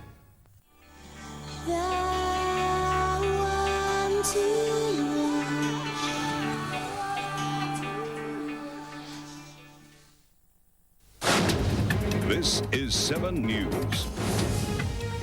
Tonight, a man arrested for multiple house burglaries after police recover a huge haul of stolen property. A fatal minibus crash on the Great Ocean Road. And young people dialing deeper into debt. With John Riddell. Good evening. First, the criminal who spent a year living in Adelaide during his time on the run, great train robber Ronnie Biggs, is finally facing the music. At 71, the ailing fugitive is just a few hours away from heading home to England after almost 40 years of dodging the law in Australia and Brazil. Perhaps for the last time, journalists are waiting outside Ronnie Biggs's home in Rio de Janeiro. He's not in and will probably never be back. Friends and neighbours wish him well. England is his home, and I can see he loves England, you know, and he remained so English in many ways. This is the plane that will take him home, specially chartered by Britain's Sun newspaper. The jet arrived in Brazil carrying 2 journalists and Bruce Reynolds, Biggs's partner in the great train robbery. In 1963, their gang raided a Royal Mail train, making off with a then record £2.6 million. Reynolds served his time, but Biggs escaped from prison and spent decades on the run, living in Australia and finally enjoying the good life in Brazil. Now aged 71 and unable to speak after suffering 3 strokes, Ronnie Biggs is prepared to face justice again. This is the photo on his emergency passport, Biggs's first legitimate travel document in more than 30 years of globetrotting. He'll use it to return to Britain and certain arrest within the next 24 hours. Phil Black, 7 News. A Woodville man has been brutally bashed in an overnight home invasion. In an apparent case of mistaken identity, the 3 offenders forced their way into the house demanding cannabis plants. The intruders became violent when they were told there was no marijuana growing at the Leslie Street property. They left empty-handed. The victim, in his late 40s, suffered head injuries and was treated in the Queen Elizabeth Hospital. If you've had your house robbed in the inner northern or eastern suburbs lately, you'll probably want to contact Holden Hill Police tomorrow. Detectives there have $100,000 worth of jewellery and electrical goods that were allegedly taken from homes in Prospect, Broadview, Nailsworth and Norwood. These 200 pieces of jewellery are just some of the stolen goods police have recovered. There are diamond rings, expensive watches, gold bracelets and brooches. There are also cameras, computers, mobile phones and CD players. Detectives seized the haul when they raided a Mansfield Park home. A 31-year-old man's been charged with 16 counts of serious criminal trespass. He's currently before the courts. But police won't hand over the goods unless you can prove ownership. If there's no proof of purchase, if perhaps we look at insurance notices or anything like that that can assist. Also descriptions of properties on reports that were given at the time when the offences were first reported. Police will have photographs of the stolen property which can be viewed at the Holden Hill Police Station during business hours this Monday to Friday. In the last 5 weeks, Operation Fixed Beam has been running. Police have seized almost $400,000 worth of stolen goods. They hope to hit the $500,000 mark in the next 3 weeks. Detectives say this latest alleged thief was spotted at several break-ins. He's been using a red Ford Festiva, a late model red Ford Festiva, which has been seen by a number of witnesses, and also if any members of the public have seen that vehicle, I'd encourage them to come forward. Peter Caldecott, 7 News. As the Shane Stone leaked memo affair continues to haunt the federal government, a former senior advisor to the Prime Minister has spoken out in support of his old boss. Ex-staffer Graham Morris says there's no way the leak could have come from John Howard's office. For years, this man was partly responsible for the confidential memos that went in and out of the Prime Minister's office. But like all Liberals, John Howard's former advisor can't explain how Shane Stone's private memo, labelling the government as mean, tricky and out of touch, was made public. The idea that it was leaked by the Prime Minister is just balmy. Not so balmy, though, the temporary truce between John Howard and Peter Costello's supporters in an important election year. I've seen them work together, and it's a pretty flash team. Well, it may be off the front pages, but it's not off the front page of the Liberal Party. But Labor says the Liberals are living up to their mean and tricky label by forcing charities to pay hundreds of millions of dollars in GST. St Vincent de Paul and Anglicare have been told they can't claim back the tax on the overdue bills they pay for struggling Australian families. Makes the original Scrooge look a bit like a saint. Meantime, in another blow for the Nationals, the state seat held by former Queensland Premier Rob Borbidge has fallen to an independent. In Canberra, Mitchell Kaplan, 7 News. Qantas expects approval for its planned takeover of Impulse Airlines by the end of the week. But Ansett and Virgin Blue will lobby the Consumer and Competition Commission to block the deal. Their major concern, Qantas will become too strong after scoring Impulse's landing slots at Sydney Airport. But Qantas has dismissed their fears.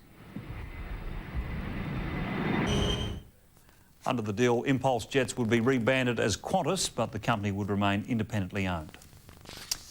2 Korean students have been killed and 7 others injured in a minibus crash on the Great Ocean Road in southwestern Victoria. The bus, which had been travelling to Melbourne, hit a roadside barrier and rolled over just after 8 o'clock this morning.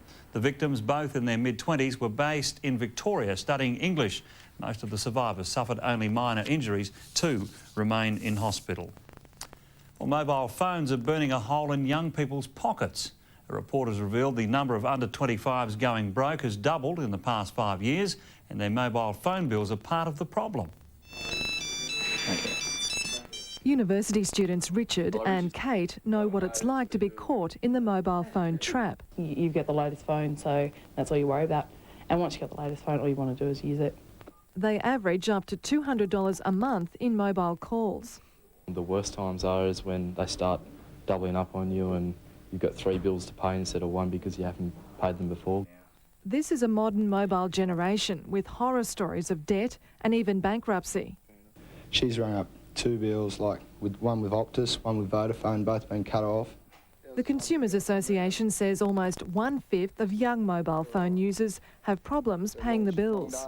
So the association wants phone companies to allow younger customers the chance to cancel or review their contracts once they've received their first bill. I think young people often make impulsive decisions, and when you sign up a 2-year contract, it's not a good thing to do impulsively. Since last June, there have been more than 280 complaints by people who felt they've been ripped off by mobile phone companies. A good answer may be to have a uniform code like the consumer credit code that covers credit cards. The government's begun an urgent review of mobile phone usage. Kirsty Bozeman, 7 News. Coming up, a massive street parade to mark our centenary of Federation. And Dress to Kill for the launch of Australian Fashion Week. Tonight, 8:30 on 7. A premiere movie event. The time for rules has ended. The startling true story of survival and the power of the human spirit. You spoke. What did you say? Warm, isn't it, for this time of year? A superb cast, led by Kate Blanchett, Oscar winners Glenn Close and Frances McDormand. Paradise Road, tonight on 7. There's no other mum like my mum. There's only one mum like mine. There's no other smile like my mum's, and she smiled it 1,000,000 times. There's no other mum like my mum. There's no other store like David Jones. At SGIC, we're happy to pre-agree the value of your motor vehicle, so if it's stolen or written off, you won't have to replace it with a lesser vehicle. Just call SGIC Motor on 133 233. If there's one thing the big crowds love about Truscott Hi-Fi, it's their low prices. TIAC 240-watt Hi-Fis, $100 off. Panasonic 6-head VCRs, $60 off. NEC 51cm Teletext TVs, save $26. Sharp DVD players, $200 off. And Philips 68cm stereo Teletext TVs, save $60. Truscott Hi-Fi, Adelaide's lowest prices with up to 24 months interest-free terms.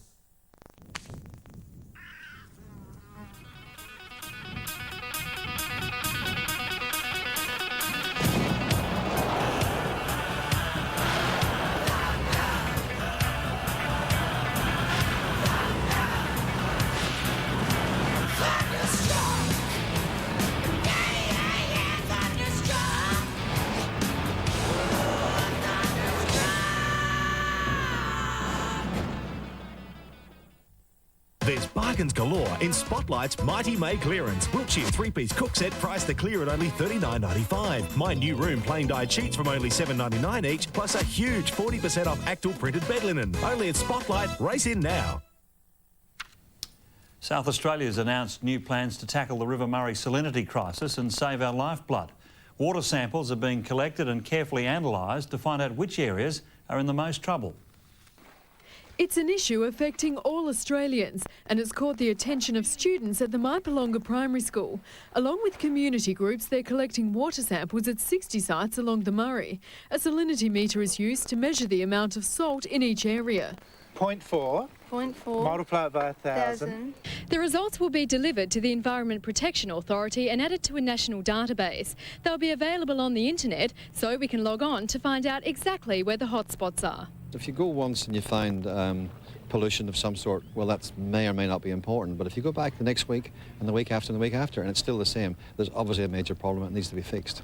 100 years ago, state leaders were squabbling over the Murray, and not much has changed since. What frustrates and disappoints me are the mistakes that are still being made. You know, a contribution to the growing problem is overclearing of land that's still occurring primarily in Queensland. Despite that, the senators rejected calls for the river to be placed in the control of the federal government. Jennifer Ashcroft, 7 News. One of the biggest events of this year's centenary of Federation celebrations has attracted massive crowds in Melbourne. Our Nation on Parade featured more than 7,000 participants led by the Aboriginal community. Designed as a curtain raiser to a week of celebrations, the procession attracted more than 300,000 spectators. It marks the Commonwealth Parliament's first sitting in 1901. And a celebration of Australia's patron saint was the order of the day in Adelaide. The Marion procession has been held annually for more than 50 years to honour Mary, Help of Christians. Hundreds of the faithful from parishes across Adelaide took part, joined by the Pope's ambassador in Australia, Archbishop Francesco Cannellini. Australian style groupies are gathering in Sydney for the 6th annual Australian Fashion Week. The continuous program of glitzy parties and parades provides a showcase for the work of 78 designers. It's known as the week of tantrums, tears and egos, running through their moves for tonight's opening, the week's top models. Then Emma, then Annika and then Christine. They'll each wear an exclusive designer outfit with price tags to match. Worth $500,000. The dress is by Colette Dinnigan, the only one to grace the catwalk this year. Along with several other established designers, Colette has chosen not to show, making way for a record 20 newcomers, Grant Piper's among them. Grant's so dedicated he's even had his flower logo tattooed on his head. Week will also boast the best in Australian swimwear. Jodie Packer's Tiger Lily is expected to make another splash. And Zimmerman is back. They'll launch their sexy lingerie. Cameramen from 7 News here in Adelaide have scooped the pool at the National Cinematography Awards in Melbourne overnight.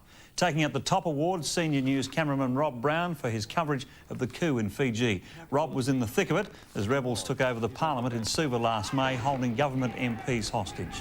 Cameraman Matt Gerke and Lloyd Thornton also won gold awards for their coverage of local news. And well done to the boys, that's fantastic. Coming up in sport, all the day's AFL action, including the Crows' battle with Hawthorn in Tasmania. Port Adelaide celebrates its 4th straight win, and pain in Spain. Riders pay dearly for their mistakes at the Spanish Grand Prix. In the practice, a dead man terrorises from the grave. A lawyer's on trial for his life. But we can't tell you everything.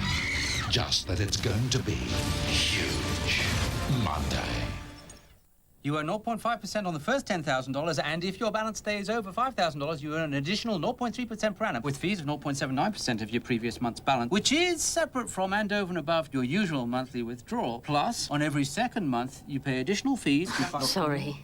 Low returns, high fees, heaps of catches. Yes. At least there's a more straightforward way to save. With ING Direct, you'll earn a high 5.25% per annum with no catches. Call 1800 133 464.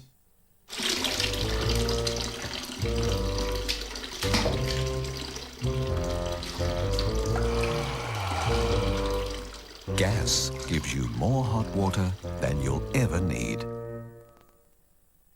One there, there, there, there, there, there, and there. Zamel's Jewelers' giant 12-page Mother's Day catalogue is out now. Get the hint? Look for the Zamel's Jewelers.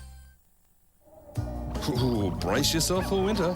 You'll find everything you need at the lowest prices in the Bunnings Warehouse Get Ready for Winter catalogue. Snail and slug pellets are low $1.75. 15-piece screwdriver set $9.99. 6-litre interior acrylic only $39.90. Motion sensor light $14.80, and this oat squeeze mop $7.98. If you happen to find a cheaper price on a stocked item, we'll beat it by 10%. Bunnings Warehouse.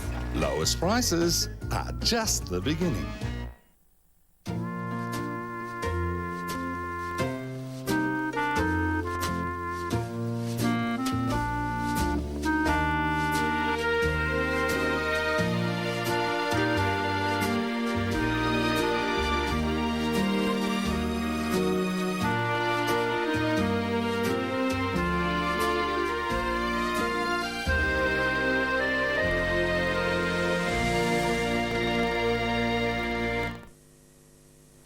Welcome back. And despite a vintage performance from superstar Darren Jarman, the Adelaide Crows are returning home from Tasmania empty-handed. Jarman racked up 39 disposals and 13 marks as the Crows pushed unbeaten Hawthorn all the way at York Park. Andrew McLeod booted 4 goals but was reported for wrestling. From York Park, A perfect autumn day in Launceston as Sean Wren won the first kick of the match against his former club. A savage blow for the Hawks, with Holland dislocating a shoulder in his first match for a month. Adelaide was first on the scoreboard. Had to really stretch as he kicked. It's a good one into the square. It has cleared the pack. But the Hawks steadied as a top team should. They took a narrow lead into the first change, then exploded with 6 goals in 9 minutes of the second term. Royal Chick has got the loose man over the top. Doesn't need him. Does well. Crawford swings it back and kicks a goal. They went on to kick 9 for the quarter, their dominance interrupted by a 5-goal run from the Crows, which restricted the margin to 30 points at the long break. Inaccurate kicking didn't help Adelaide's chances, and a Trent Crowe brace saw the Hawks take a stranglehold on the match midway through the third. But late goals to Jarman, switched forward after dominating across half-back, and the busy Goodwin kept the Crows in with a chance. The siren's going to sound, but Goodwin takes the mark. The heavy surface saw the match degenerate into a slog in the final term, Hawthorn doing enough to hold the hard-working but wasteful Adelaide at arm's length and win its first 6 matches of a season for the first time in the club's history. Paul Dowling, 7 News. And don't worry, Crows fans, Andrew McLeod will remain eligible for the Brownlow medal even if he's found guilty of wrestling. Now, here's what Adelaide coach Gary Ayres had to say after the game. You know, we had ample opportunity and ample chances today to take that game, and I think that's the most disturbing fact of coming here today and obviously playing a team like Hawthorn was that I genuinely believe, and I said to the players, that we lost that game. When you get it inside 60 times and the opposition are only 47, it shows that you've got some work to do in your forward 50. And an upset in the big Federation Cup match between Collingwood and Carlton. The improving Magpies led all day and held on to win by a thriller by 8 points in front of 75,000 fans. Anthony Rocker returned to form with 6 goals. The centenary of Federation clash had them packed in, but there wasn't much to cheer about for the spectators until Fraser broke free. And Fraser will kick a goal, will he? He's got it. Mackay replied courtesy of Bradley's clever handball from congestion, Buckley's trademark burst from the centre, bringing the Magpie faithful to their feet. It's a goal! Rocker rose for the occasion. Steinford pinged after running out of ideas to set up a Ratton goal.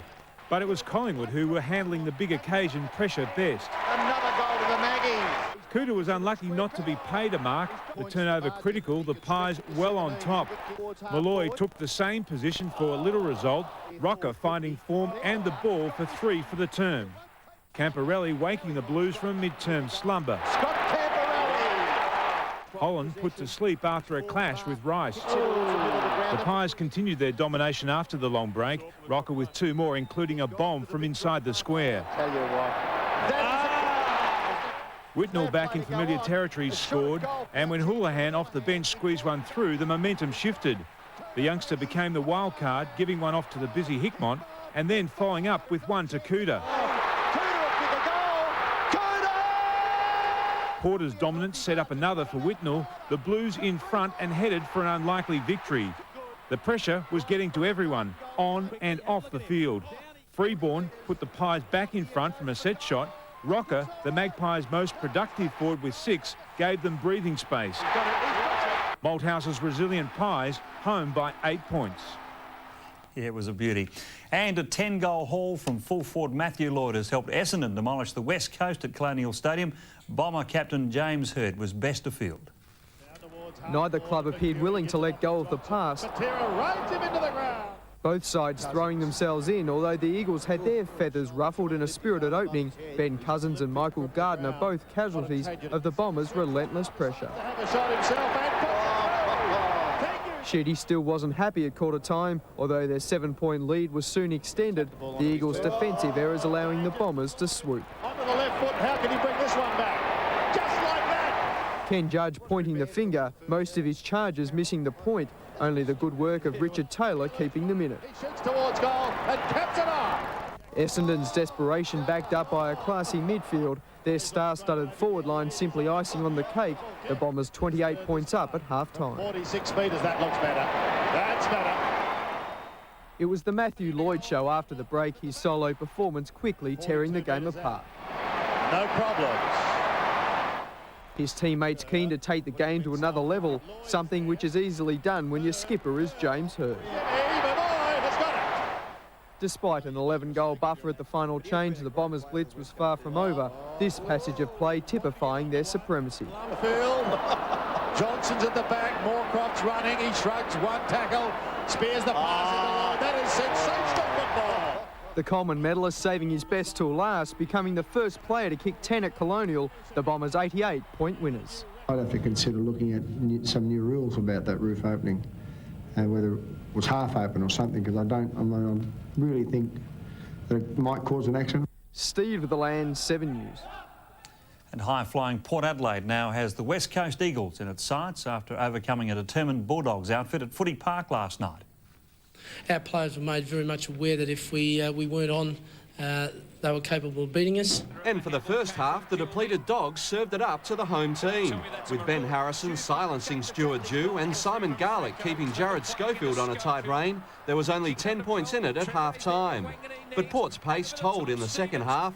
It settled the issue by booting 6 goals to 2 in a blistering third quarter. It was a testament to the other guys. We still kicked 20 goals, and Dew and Schofield didn't have much of a goal-scoring presence there tonight. Because they've got real genuine speed in that forward line, they're able to pinpoint guys on the lead who, they only need 5 metres off their direct opponent. All of a sudden, a 60-metre shot for goal has now become a 40-metre shot for goal, and I think it's one of their real strengths.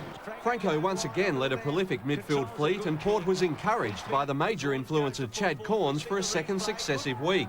It escaped the match injury-free, but its depth has been slightly eroded. Nathan Steinburner dislocated his elbow playing for Central District, while the brothers Murray, Alan and Derek suffered leg injuries at South Adelaide. Paul Dowling, 7 News.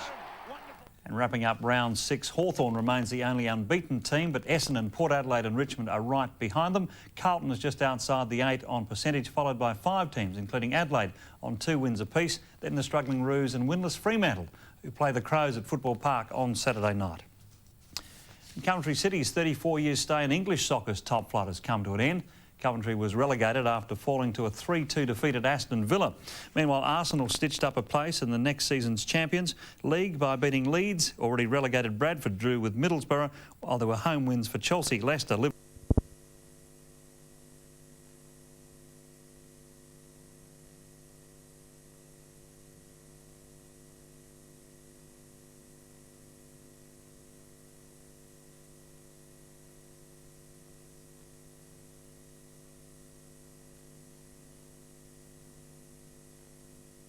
Unfortunately, there's the ball up. Morris swatted back in his direction. Sockering it forward there is Headland.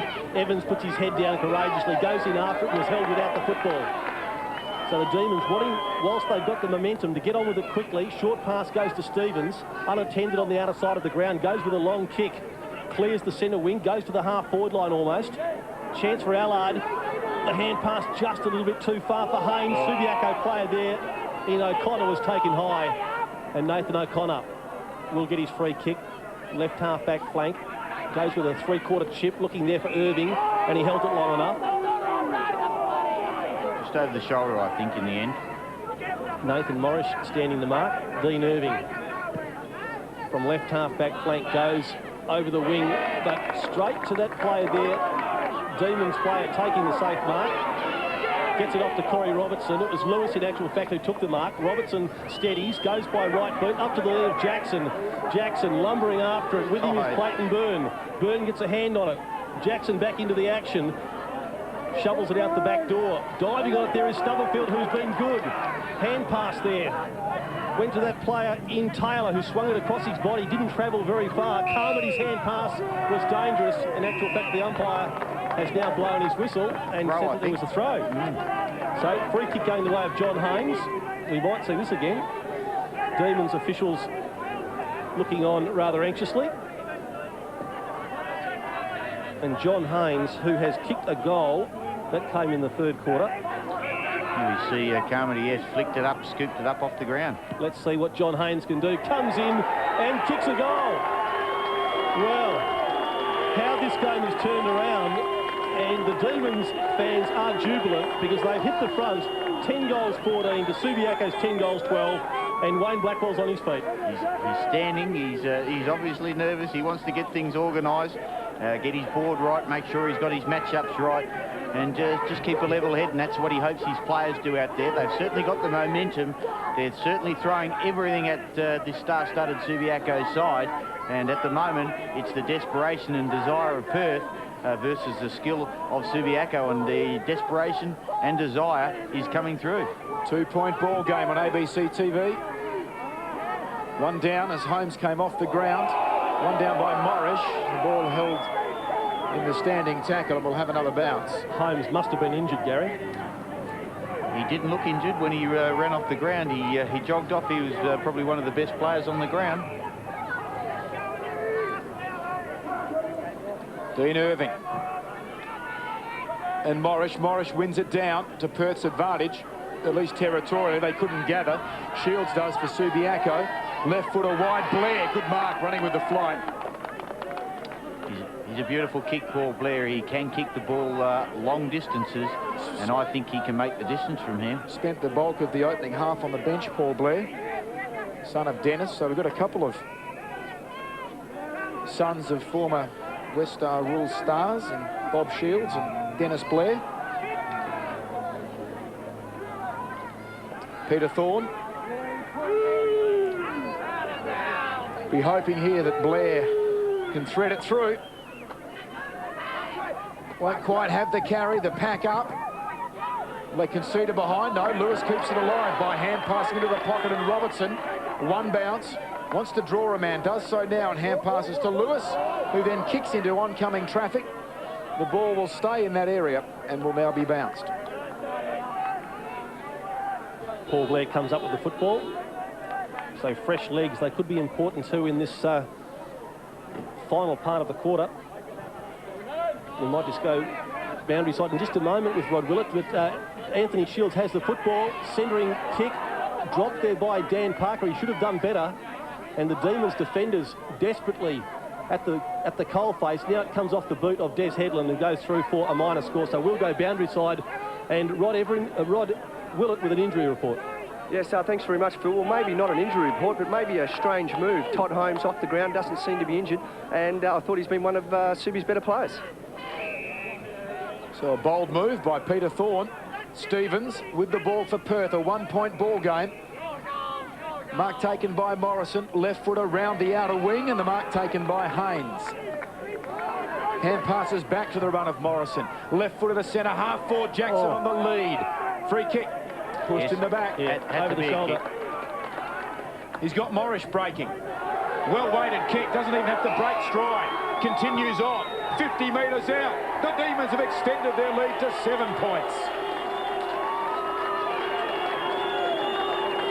Well, that's great play by Perth. They worked the ball very well from half-back line. A chain of handball with players running, and Jackson once again providing that lead. You'll notice in the replay there it is. There's the whack over the shoulder, the free kick. And watch the kick by Glenn Mitchell, called it brilliantly. Didn't have to change stride. Look at Morris running down the ground, working extremely hard, and the kick just allowed him to keep running on and being able to size up the goals, and a very good goal for his second. Yeah, so Todd Holmes cooling his heels on the bench. Up they go. Morris really fired up. Pang knocks the ball forward. Going back there is O'Connor. The hand pass goes astray. A half a chance there for Hill. But the Lions pumping the ball forward again, getting caught underneath it. There was Headland. Deegan does well and provides an opportunity for Robertson. Rides a heavy bump and goes with a long kick. But Ridley, who's dropped back down into defence, has taken a saving mark. He did this a couple of weeks ago against Swan Districts and saved the game. This left foot kick goes astray, and Richard Pang played a very useful game, lays it off to Lewis. Just saw the mayor of Northam, Jan Smith, watching. She's hoping that Perth can get up. It is their zone. Yes, that was a great mark by Haynes too. Tipped them before the game, and now Haynes from the outer wing kicks the ball down to the half-forward flank. Up went Jackson. The whistle's gone again. And another free kick to Jackson. So things starting to go with the Demons at the moment. There's the mayor, Jan Smith. She is really enjoying it. Not a great kick by Jackson. Capewell picked it up and made the most of it. Now he goes to Pang by hand. Likewise to Allard onto the left boot. Snaps on goal. And that's gone over the line and out of bounds. On the full? Yeah, on the full. So Subiaco to bring the ball back into play. And it's going to be Edwards. Very exciting final quarter here at Jubilee Oval as Edwards goes with a long left foot kick towards the half-back flank, comes down to the front of the pack, hurried kick there by Hampson, looking there for Hardingham. Hill was in there. Now he gets some support. Deegan gave the ball back to Haynes. Haynes to Morrison. Morrison with a left footer just fell short there of Robertson. He knocks the ball clear. Clever work by Stubberfield. He really has been good since coming off the bench. Stubberfield's kick goes to centre half forward. Big pack collapses under its own weight. A lot of players in it. Stacks on the mill. 15 metres out from Perth's goal, and we'll see the ball bounced. Good courage by Toby Jackson, wasn't it? There's Barry McKinnon, I think, pretty anxious Subiaco supporter with Hendy Cowan in close attendance. So Barry McKinnon obviously very nervous, but there's the courage of Jackson again, backing back into that pack. Chance for Hill as he pushed forward. The umpire says no. Here's Taylor. Great snapshot on goal by the youngster. Andrew Taylor gets his first goal of the game, and all of a sudden the Demons are out by 13 points. Well, Adrian Catchard in the replay, I think you'll find he's the player that gets it out. So he certainly, whatever he said to the coach to get him up forward was a good move. There he is, Adrian Catchard gets the ball to the player facing the goals. Good play, and good play by the young fella and Taylor to get the ball through around the body. And that's a very good goal now. The challenge really is thrown down to a Subiaco side. The tempo you should find will lift for this last part of this quarter. The next 10 to 15 minutes will be at top pace. Centre bounce, Deegan and Parker. Parker actually won it down. Here's an opportunity for the Demons. Pang runs onto his left foot. It's a good kick. The mark taken by Hill. Gee, the Demons are alive at the moment. Hill off the outside of the right boot. A missed kick, but it mightn't matter. Well, it will. Allard dropped the mark. Subiaco fight for it. Fletcher couldn't gather. Fresh air shot off the ground. Kicked further afield now by Taylor. Allard trying to bullock his way through the pack. Robertson tries to steal it away. Look at the skills of Taylor and the pace. Circles to his own advantage. Pulls it back towards the goal line. Jackson has socketed it through. I fancy it's a goal to Perth either way. I think Jackson may have got a boot on it according to his reaction. We might have to watch this on replay to actually determine whether it's a goal to Taylor or a goal to Jackson. But in the end, the Demons are out by 19 points. Yes, I think it will be a goal to Jackson. It's a good camera shot. Yep. Good camera shot. That was a great shot on the camera. There's no doubt about that. That was a goal. But a great kick by young Taylor to get the ball into the and rolling. I think the ball probably would have rolled through. Such was the kick. Here's the kick again, and this is a great camera shot. Let's have a look at this. Look at that. Just couldn't have got it any better. Back in the action at centre field. Hurried kick out of the congestion there by Bird. Found Schofield. He goes long towards the goal field, and Todowich is there. Quick hand pass, and there's the reply. Dean Irving nails one for the Lions, so they're still alive. Todd Holmes comes on, shields off. So the coaches are ringing the moves, and there's plenty of action on the scoreboard. Yes, there is. As I mentioned, the action will be thick and fast now. The game is up in the balance. Both sides realise that. Subiaco know that they've got to pull something out of the bag here to really, and Damien Hampson on the bench there is get the yap up. We heard that a bit in our time, didn't we, Phil, when we were involved at Subia from Damien. Get the yap up. That was one of his favourite sayings, and that's what they need. They need a lot of talk and enthusiasm out there, and I think we're in for a terrific finish here. Dan Parker in ruck, opposed to him Damien Deegan. Parker has a good run at it, wins a decisive knock, but Pang has been influential. He's just guarding the defensive side of those contests, gathers the football, beautiful pass there, and he's found Hill. Some exciting youngsters on the scene for the Demons. Clever sidestep, goes by left boot to the left half forward flank, and on his own is Jackson. Looks like he should be in the Wallaby pack tonight with the head bandaged. I tell you what, I don't think he'd shirk any issue in the front line of the Wallaby pack. Goes with a short pass himself, and that was all too easy. Edwards bringing up the rear, but Catchard got the break on his opponent and has taken a safe mark. He has been good since going forward. Yep. He times his lead very well, Gary. Yes, he's providing a hard straight lead into a space and giving the players up the field at least an option to be able to kick the ball in front of him, and he hits the ball very hard and he plays with a lot of desperation. And importantly, the space is normally straight down the ground rather than deep into a pocket. Quite right. Catchard, perhaps to extend this 13-point lead of the Demons. Not a bad-looking kick by Catchard, just falls a little short, almost on the goal line. In fact, Todd Holmes sees it over the line and out of bounds. Gary, the hard work we've been talking about all day from Toby Jackson, terrific hard work, and he's been rewarded with 2 goals in this last quarter. Yes, terrific to get the reward. He's provided the options and the opportunity for other players, and obviously has a bit of a cut, and they can't afford him to go off the ground with the blood rule. Boundary throw in. Jackson wins it down. O'Connor, little left footer out towards the boundary line on the outer side. The Demons desperate to try and create something while they've got it deep in their attacking 50, but in the end, the ball has gone out of play. Pang's been very good today, and Haynes has had a very good second half. They're the players, and Thompson and Robinson.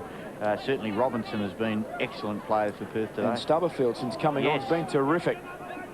O'Connor wrapped up in a tackle by Jackson, who won the ruck contest down. Somehow O'Connor squeezed a hand pass out.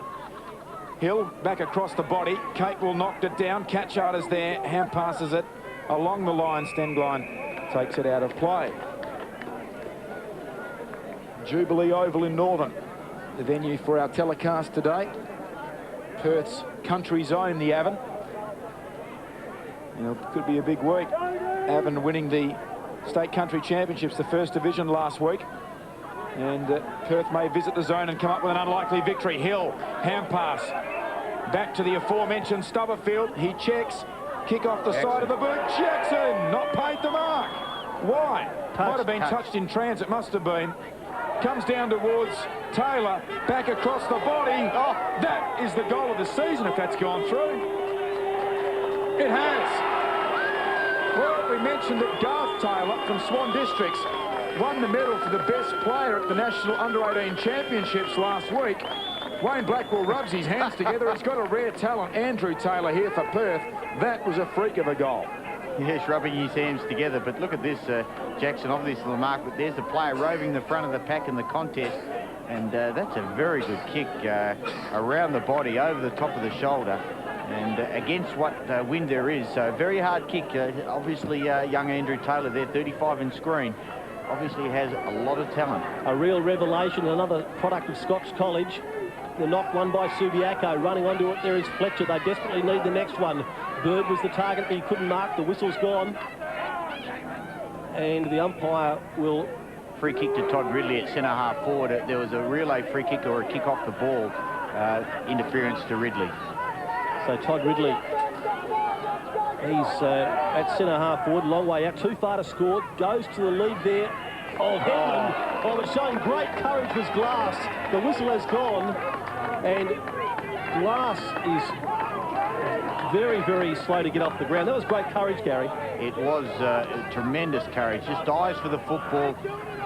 Yes, a good contest by two young players, but Glass showed tremendous courage there. Just heard from our production van too that, in fact, young Andrew Taylor is a nephew of Derek Kickett, who was a member of the team that won the state champion. In fact, there is Derek Kickett, was a member of the team from Avon that won the national, or the state country league championships last week. Would be very proud of his nephew. There goes the kick out of defence, comes off hands. Antonovich with it, hand passes to Irving, Irving into the path of O'Connor. Now Nathan O'Connor takes a bounce, needs to kick a goal for the Lions, starts it out to the right, it won't come back in actual fact. Doesn't make the distance, yes it does, minor score for the Lions. Subiaco 11 goals, 14, Perth 14-14. 23 minutes gone, a 3-goal lead to the Demons. Gary, looks almost unassailable.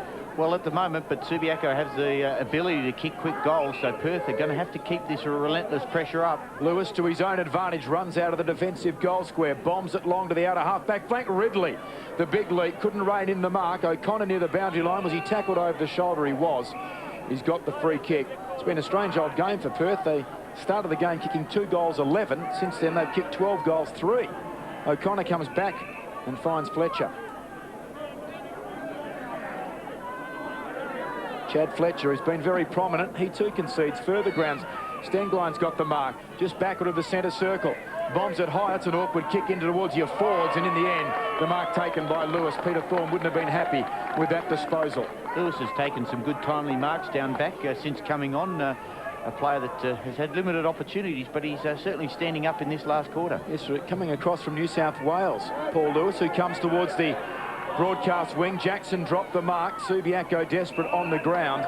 The player Clayton Byrne applying the tackle and will have a bounce.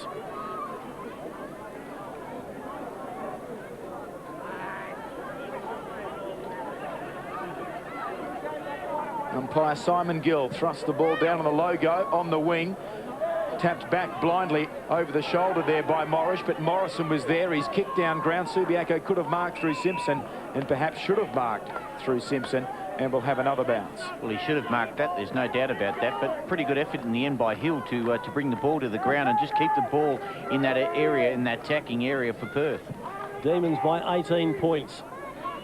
One by Irving, goes to Paul Blair, thumping kick, very, very high, goes out towards right half forward flank, and Tonowitz was there, had it knocked away from him, and good desperate play on that occasion by Kirkham for the Demons. Earns the applause of the supporters who really have appreciated what's been a very tough but fair and entertaining game this afternoon at Jubilee Oval. Boundary throw in, Morris at the front, Irving tiring. Comes down to Stephen, his kick smothered, Bird taps the ball clear. It's all the Demons at the moment, they've got the numbers. Pang gets himself clear with consummate ease. Onto the right boot, he might have done too much, surrounded by Lions, but eventually he gets his kick in toward the middle of the ground. Simpson, unattended, takes the mark. Hand passes to Schofield, they need more from him. Goes with a driving kick, good pass, good lead, and Anthony Shields has it. Well, Gary, maybe even too late at this stage for the Lions, but this must be a goal for them to have any chance. Well, I think he needs to kick it, but I think Wayne Blackwell will be pretty disappointed with Pang just trying to overuse the ball and in the end bring it into the corridor. There's the kick from Anthony Shields. Again, a low trajectory one. Might have just had enough carry, and I think it has. Goal to Anthony Shields. Well, they certainly needed that one. Shields has 2, and the margin back to 12 points. Subiaco 12-14, Perth 14-14. Well, there's certainly enough time probably for them to kick a couple of quick goals and get themselves, but they need 3 scores. But that was the position where Simpson took the mark. It was Pang, who had plenty of time to bring the ball and keep the ball around the boundary line, but he brought the ball into the corridor, which caught Perth out, and then they were able to have loose players, Subiaco, downfield, and in the end Shields was on the end of a kick and was able to kick a goal. Perhaps enough time for a draw. 2 goals the difference. Well, the ball will be rebounced. There have been 10 goals kicked in this quarter, so there certainly is going to be some time on. Yeah, so don't discount a draw. Subiaco can kick 2 goals. The bounce, Irving and Morris. Morris wins it down. Perth gather. Quick kick away from Stevens. It's another awkward delivery into the forward line. Knocked away by Taylor. Wide towards the boundary. Simpson is there. Claimed. Given plenty of time to dispose of it. Perth players, I think, will remonstrate with the umpire here. They do. Catchard extends the arms and says, well, why didn't you blow the whistle? And the whistle was blown, but only to bounce it. Umpire almost barreled down there. Irving just palmed him aside, then palmed the ball down, and we'll have another bounce. If we can get the ball back. Stevens doesn't want to relinquish it.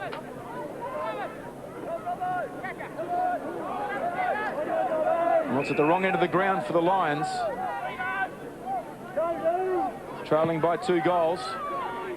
28 minutes gone. Taylor back towards the half-forward line. Will Hardingham's played on. Hand pass off then to a teammate who gets it to O'Connor Scragg as he gets a torpedo into the centre of the ground. This is a vital contest.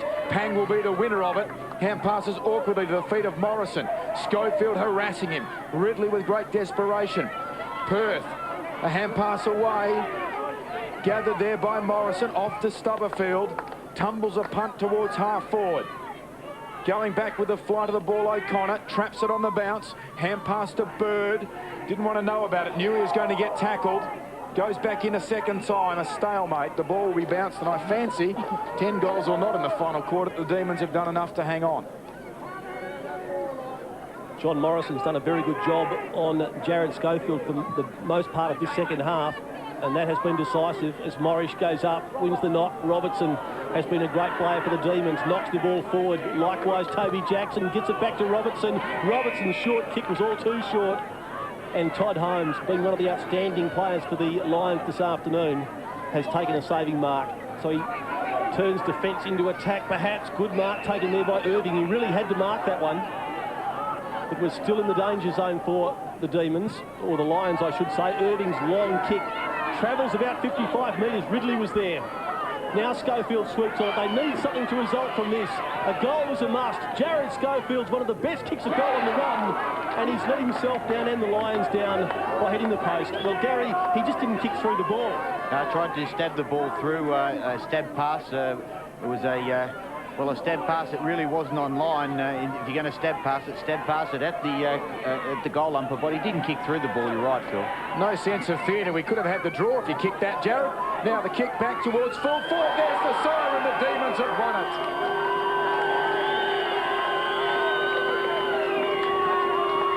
Well, the Demons led at only one change. There's Wayne Blackwell, but it was the change that mattered. The final siren.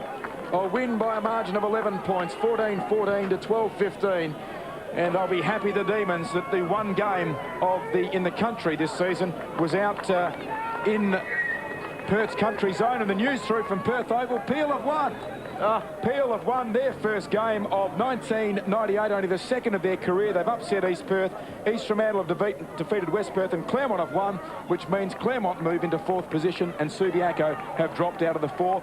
Gary, we're off air shortly, but that was a very entertaining game of football. Well, congratulations to Perth. There's no doubt that they had the more desire. I think I said earlier in the commentary, desire and desperation. Perth footy side for longer. They played a longer efforts at the ball. They probably played 3.5 good quarters of footy.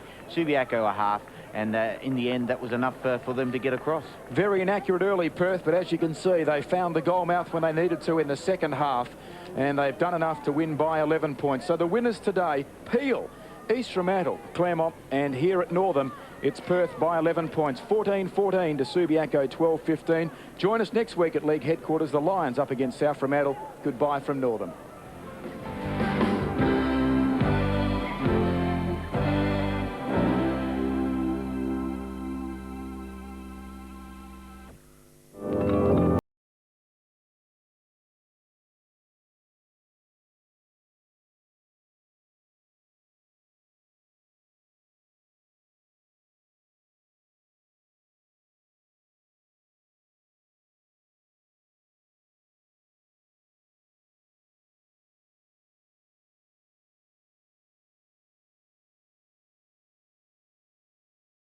Tradition of saving the best till last, the Sydney Swifts host the Adelaide Thunderbirds in round 14 of the Commonwealth Bank Trophy. Hello and welcome again to the State Sports Centre in Sydney. I'm Steve Rebillard for ABC Sport. Well, here are two teams with plenty to play for. Sitting first and second on the table just a week out from the semis, a recipe for a great game, we hope. But the loser of this game will probably slip to third and miss the double chance in the finals. So if fear is the motivator we know it to be, Anne, this should be 60 minutes of lively netball. Oh, it should be a brilliant match, Steve, and you can almost feel the anticipation in the air here at Homebush. The other motivating factor, I mean, neither team wants to come in third place and play through the minor semi if they don't have to. But the other motivating factor for the Swifts is the fact that they're coming off a 4-game losing streak to the Thunderbirds. In 1997, the average losing margin for the Swifts was 18 points.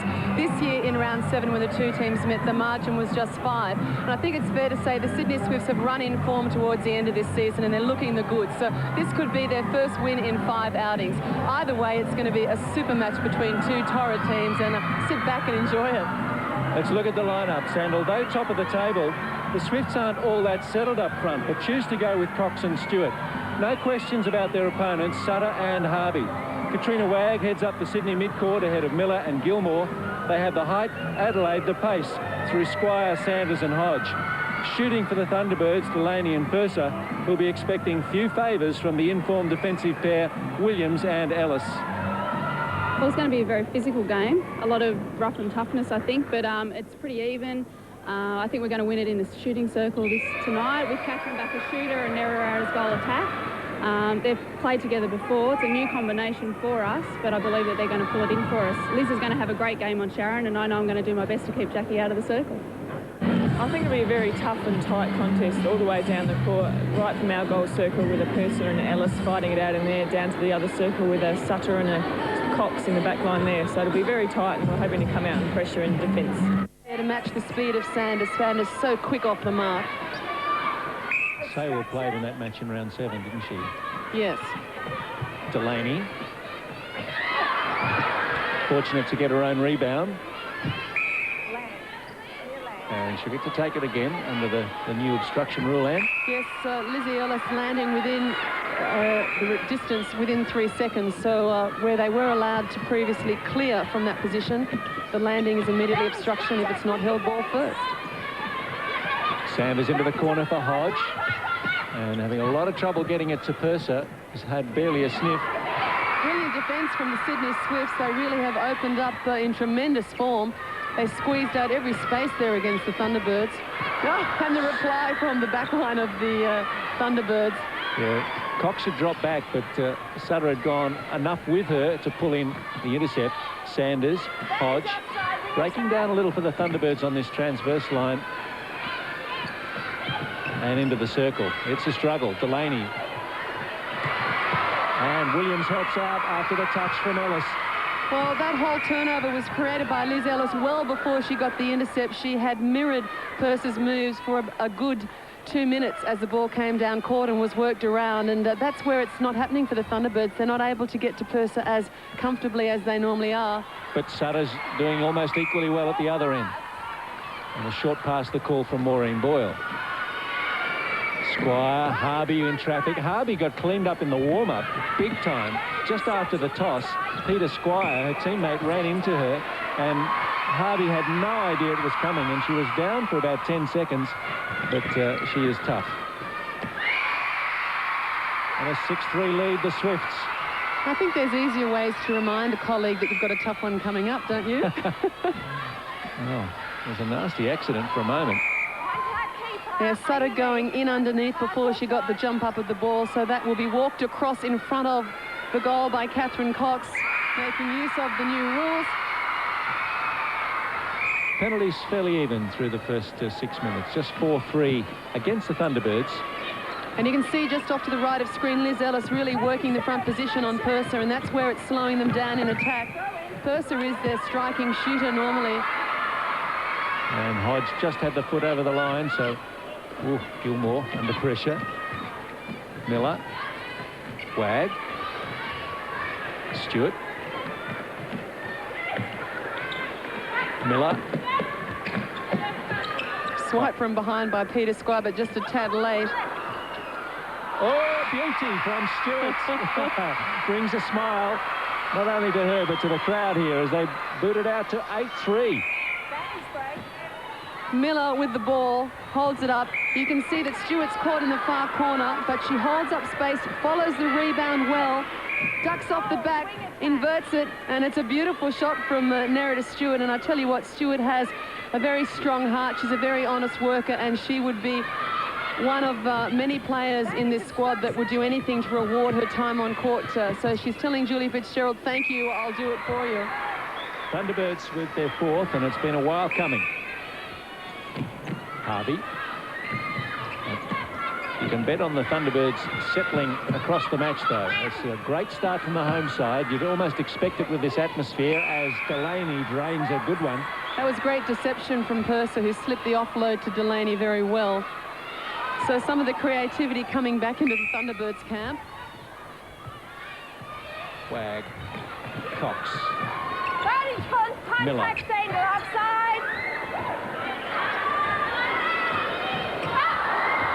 Well, it was a brave shot then from Catherine Cox. Just had a little too much on it, but if it had landed, that would have been a real morale booster. Wag disappointed with the call. Obstruction, centre. And just a little too much, rings out, and Sutter pulls in the rebound. Wag, though, I thought in great position to take the intercept and turn it around. Yeah, at worst, a toss.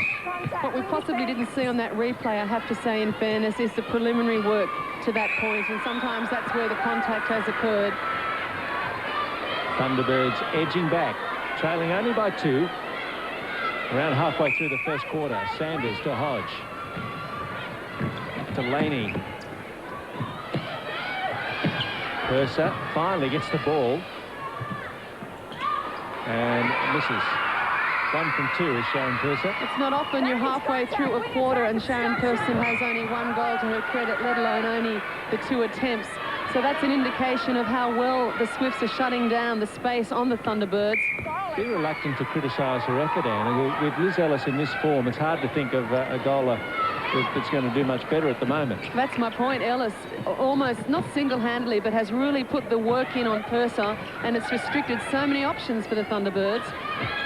And again, that made hesitation for Alex Hodge, who didn't want to put it over the top of Ellis to Purser. Made them rework it and went the shortcut to Delaney. And Delaney settling in nicely, 6 from 8.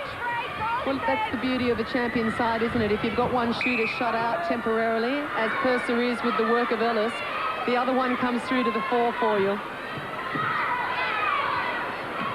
Wag with possession, puts the ball, but too much on it to Catherine Cox, who has to sacrifice it off the sideline. Chance to draw level for the Thunderbirds after being a little outgunned in the early minutes. And Delaney was doing literally a circle near the transverse line, started to open space, saw nobody else was coming and ran back in on it. It's very congested at the top of the Thunderbird circle. They've only just started using the corners in the last few minutes. Hodge, it's Delaney. Purser making all the moves, trying to make herself available. And that'll come back against Purser, in fact. Contact call on her. Miller, Gilmore had Alison Williams in a pocket. And Sutter escorts it over the line. Misunderstanding there between Wag and Miller. I think Wag thought Miller was driving the corner, and Miller cut off that move and went to the top of the circle. Well, a couple of simultaneous calls from umpires, and I think they were for different things, but it's resulted in Thunderbird's possession. Delaney runs it down, anchors the right foot, shoots, and wipes the floor. She's handy, isn't she? Yeah. I don't know how much sleep she's had this week. She tells me Jasmine, is it? Yasmin. Yasmin has a bit of a cold, and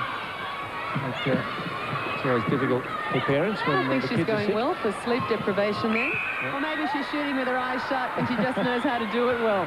She's been dreaming about it. I've been dreaming about a chance to dream. Well, the Thunderbirds hit the front for the first time in the match. Just over 4 minutes left, and Jackie Delaney really has held up the attacking line for them, particularly in the circle, whilst Purse has been restricted by Lizzie Ellis. Suddenly the penalty count has bumped out against the Swifts, 12-6, after it was the Thunderbirds in front in that stat 4-3. In addition to that, Steve, the error count has started to rise in the last few minutes. The Swifts making a few errors in connecting player to player, particularly across the transverse line, wasted opportunities. I have to admire the composure of the Adelaide team here. After a scrappy first few minutes dominated by the Swifts, but they've got players out there, the Thunderbirds, to settle in any situation. Wag, Stewart, Sutter, not quite there. Was well read, but no, just a little slow in coming through. Mark Angove on the left there would be a little pleased, I'm sure, with a mini comeback here, if you like, as Cox evens it up at 9s. That was interesting. Then Sarah Sutter was out of play for the contact. She walked herself across the line. She's the one that can't move. Wag. Probably would have reached Squire had Hodge not tried to pull it in. Yeah, that's really the epitome of good work from a wing attack in defence, isn't it? She came all the way down to this transverse line as far as she was allowed. Lo and behold, a little chance comes her way and she gets possession. Katrina Wag is renowned for her defensive effort, particularly through the midcourt. And it's for all intents and purposes, there's nothing on there for her, was there? But she just made herself available, and a loose ball, and she was on it. No, she's invaluable to the Swifts, particularly in that area. And I think this year feeding the circle better than ever as Cox adds another and takes it to 2. Karen Miller swings it inside and picks up Cox on the drive to the post, who plants the right foot, and it's pretty to watch the shot. Contact, all defence. Contact against Alison Williams at the other end presents Delaney with his chance. 2 minutes out from the first break, and Delaney is 9 from 12. Delaney across the season shooting 78%, so she's about on target.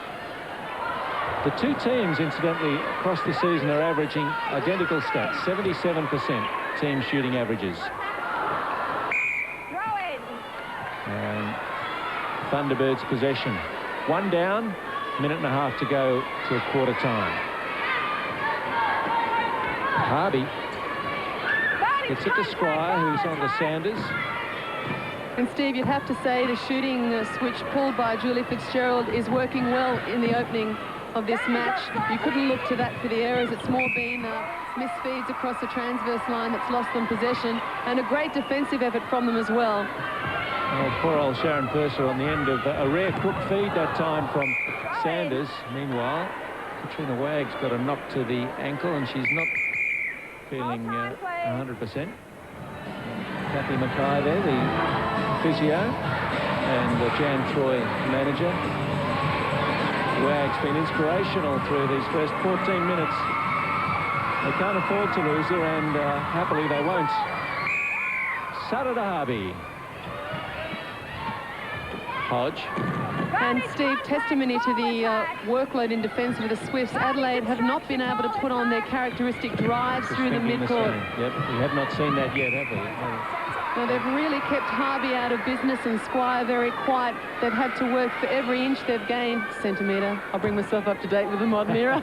Through the midcourt, and it's really changed their style of netball. So credit to the Swifts in making them adjust. And there's the leveller. Sweet shot, that one from Delaney. It's probably time for one more, in fact. And hold time. It would be a paradox indeed if the Thunderbirds were to take the lead. Oh, Purser, what a wretched first quarter. 2 attempts, 1 goal, a few misfeeds to her and a couple of mistakes from her.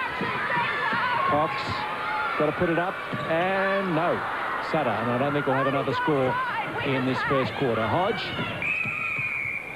gets it to Purser, but no shot. Time won't allow it, and it's a great first quarter. And look at this, all tied up at quarter time, 11-all.